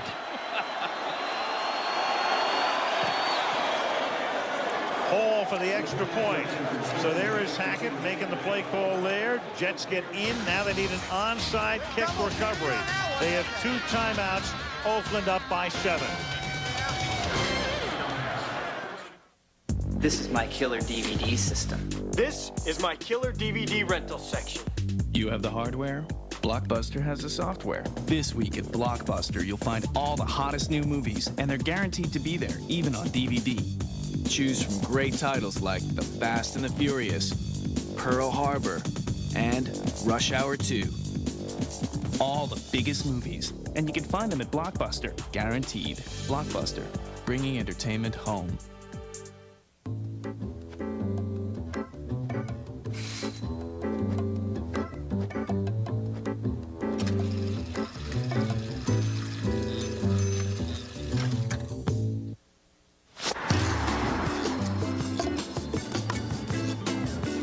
The 200 horsepower Chrysler Sebring convertible. Exclusively from Chrysler, our 7-year, 100,000-mile powertrain pledge, because love is a commitment. To a child, a little of your time can make a lifetime of difference. That's why the Greenville Family Partnership sponsored a hike, because kids with something to do are less likely to do drugs. Standing right in front of them. Whether you're a good storyteller or a good listener, you can help. To find out about community drug prevention programs, call toll-free 1-877-KIDS-313. I can keep a kid off drugs.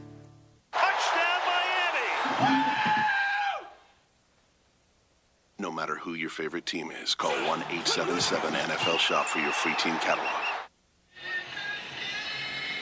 Rich Gannon hoping to get into the game, and Vinny hoping to get right back into the game. And I say that because you have an anticipated onside kick situation coming up right now.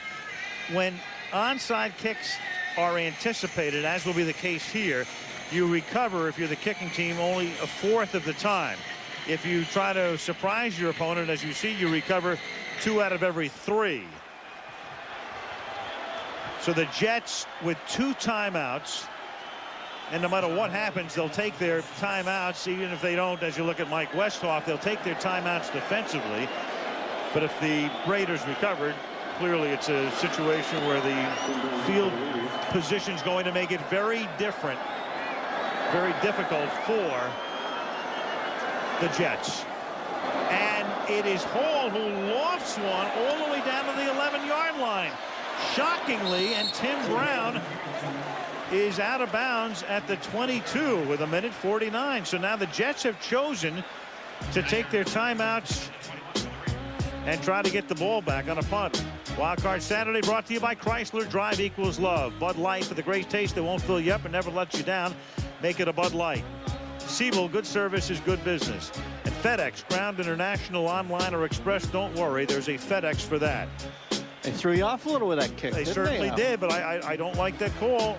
I don't like that call. Field position is what Herman Edwards is thinking about. Yep. So they're going to take that. Obviously, the first thing they have to do is stop Oakland from getting a first down. They give it to Wheatley. Now the Jets will take a timeout. Okay, that's a $1:45. Then they can take a timeout after the next play. But then the Jets are forced in a position where the Raiders will take all of the time off the clock that they can before they punt and leave the Jets with no timeouts and a lot of the field to traverse. And you also got to think about the Raiders punter, Shane Lechler, who led the NFL in punting this year, 46 yards per kick. But that might give an opportunity for Santana Moss to get a big return, which is exactly what the Jets will need.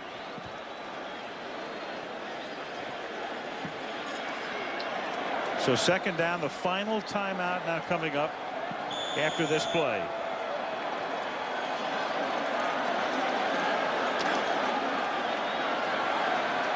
Vinny just waiting in the wings. From the 21.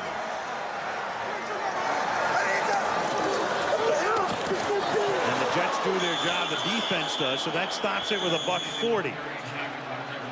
You know, Al, some would say maybe Herman Edwards is being a little overly patient here, but if there's anybody who knows about cutting it close, it's Herman, who's in one of the most famous cutting it close plays of all time. Pisarcik fumbles, bounces right up to Herman.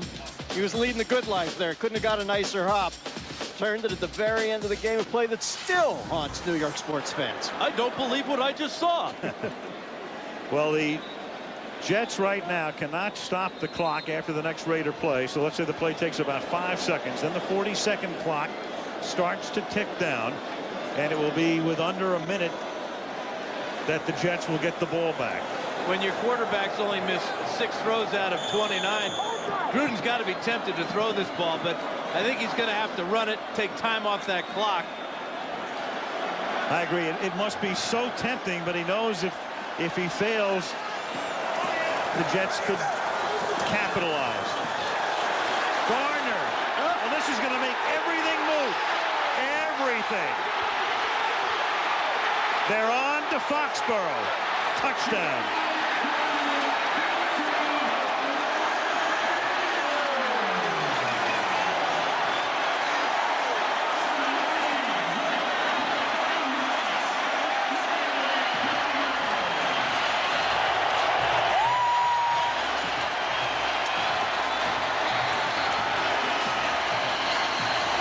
How about a backbreaker against the blitz? Herman Edwards decided to blitz the Raiders right up the middle, try to cause some type of turnover. The perfect call by John Gruden. The pitch to the outside. Garner goes 80. Untouched. Janikowski for the point after. 80 on 3rd and 11. I got it.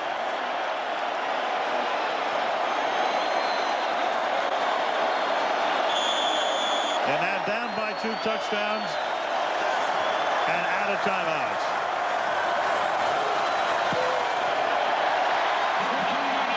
In this game tonight, the two teams have combined to possess the ball 18 times, and on each instance, the offense has gotten across the 50-yard line. Watch the pressure up inside. The toss to the outside. See you later.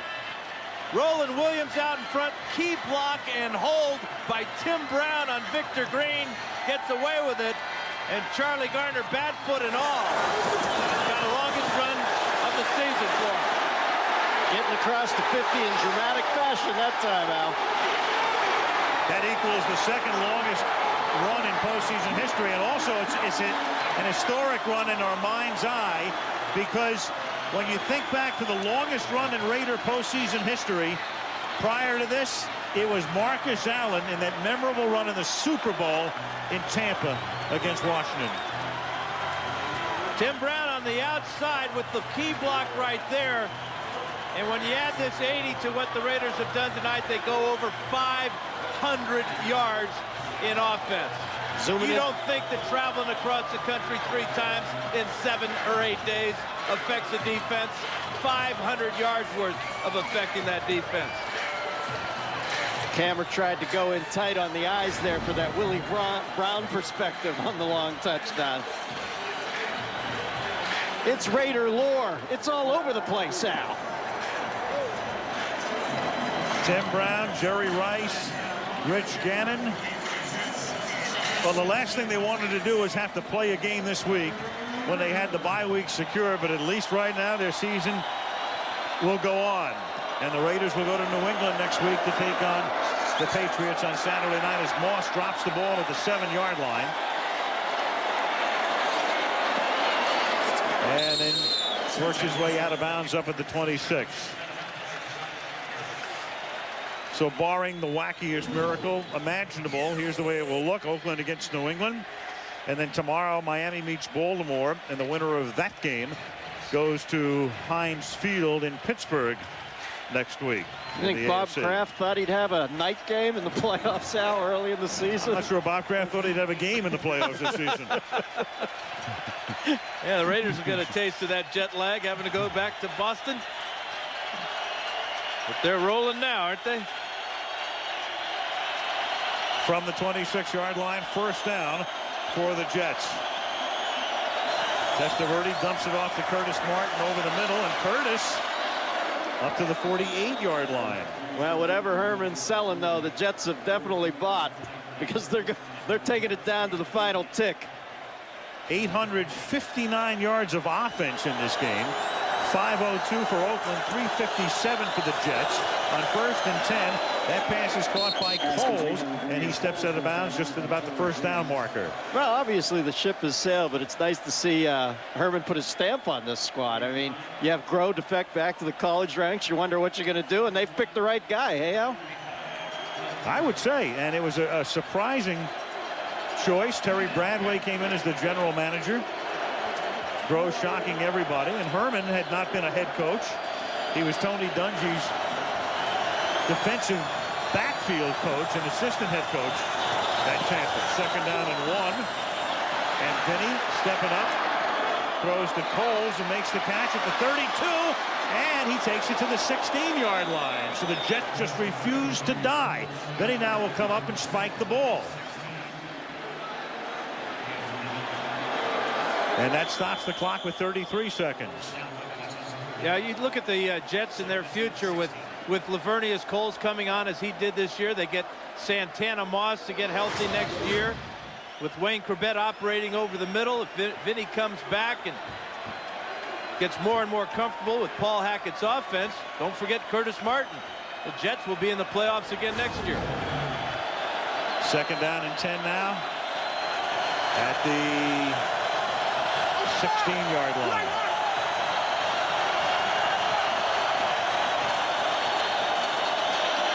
Testaverde. That's caught. And Coles finally does get out of bounds at the 3-yard line.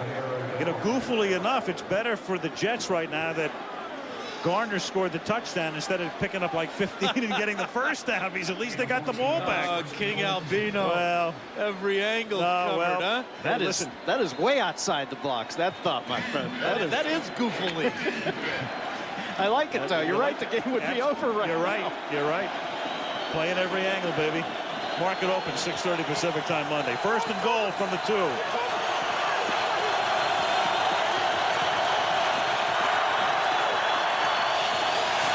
Benny lofting it, and it is incomplete. Intended for Kevin Swain in the end zone. Swain playing in his 700th consecutive game. I think he was in the XFL, the USFL, the European League. He played in that Harry Potter game of Quidditch. Arena League. This kid is working. He did. He actually played in the XFL, and he played in the Arena League for the New York entrant. And now the Jets. 2nd down and goal I wonder if Gannon feels good about his game. He should.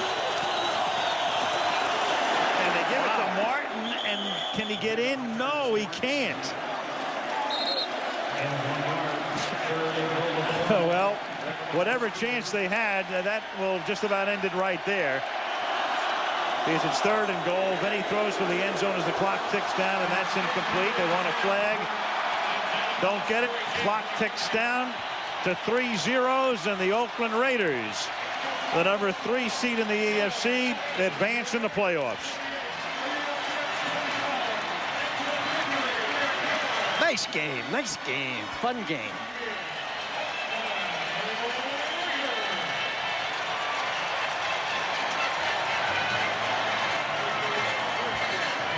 The magnificent Jerry Rice. John Gruden's still the youngest coach in the league at the age of 38, taking his team one more step.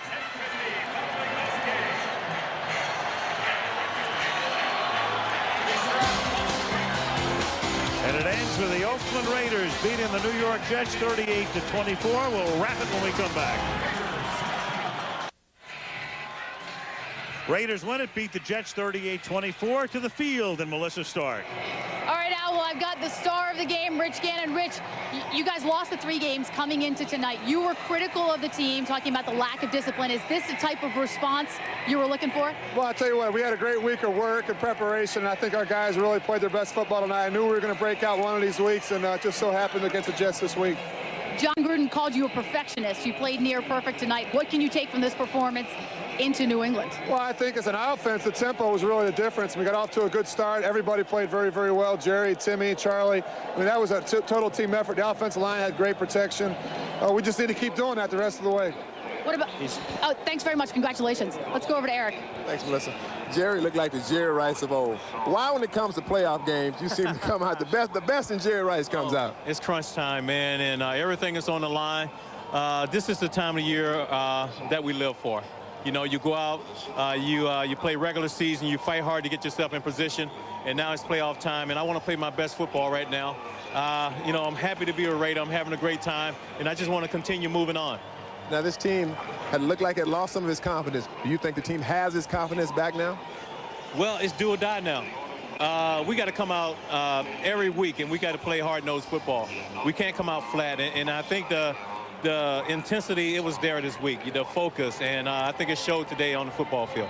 Now, after this performance tonight, do you think that you will come back and play another year? I don't know. Right now, right now we're one step closer, and that's basically what I wanted to do. I wanted really just show my teammates, you know, what this is all about. And I think I really came out and I showed my teammates that today. Now we got to get ready for the next game, the next battle, and I'm ready for it. Thanks, Jerry. Al? Eric, after that performance, he should come back for the next 10 years. 38-24, Oakland wins it. Al Michaels saying goodnight from Oakland. For our crew, the reminder that you can stay tuned now for your late local news on the West Coast. ABC's Saturday Night Movie, Celtic Pride. ABC Sports Online at ESPN.com, keyword Monday Night Football. And this has been a presentation of ABC Sports, continuing the tradition of excellence.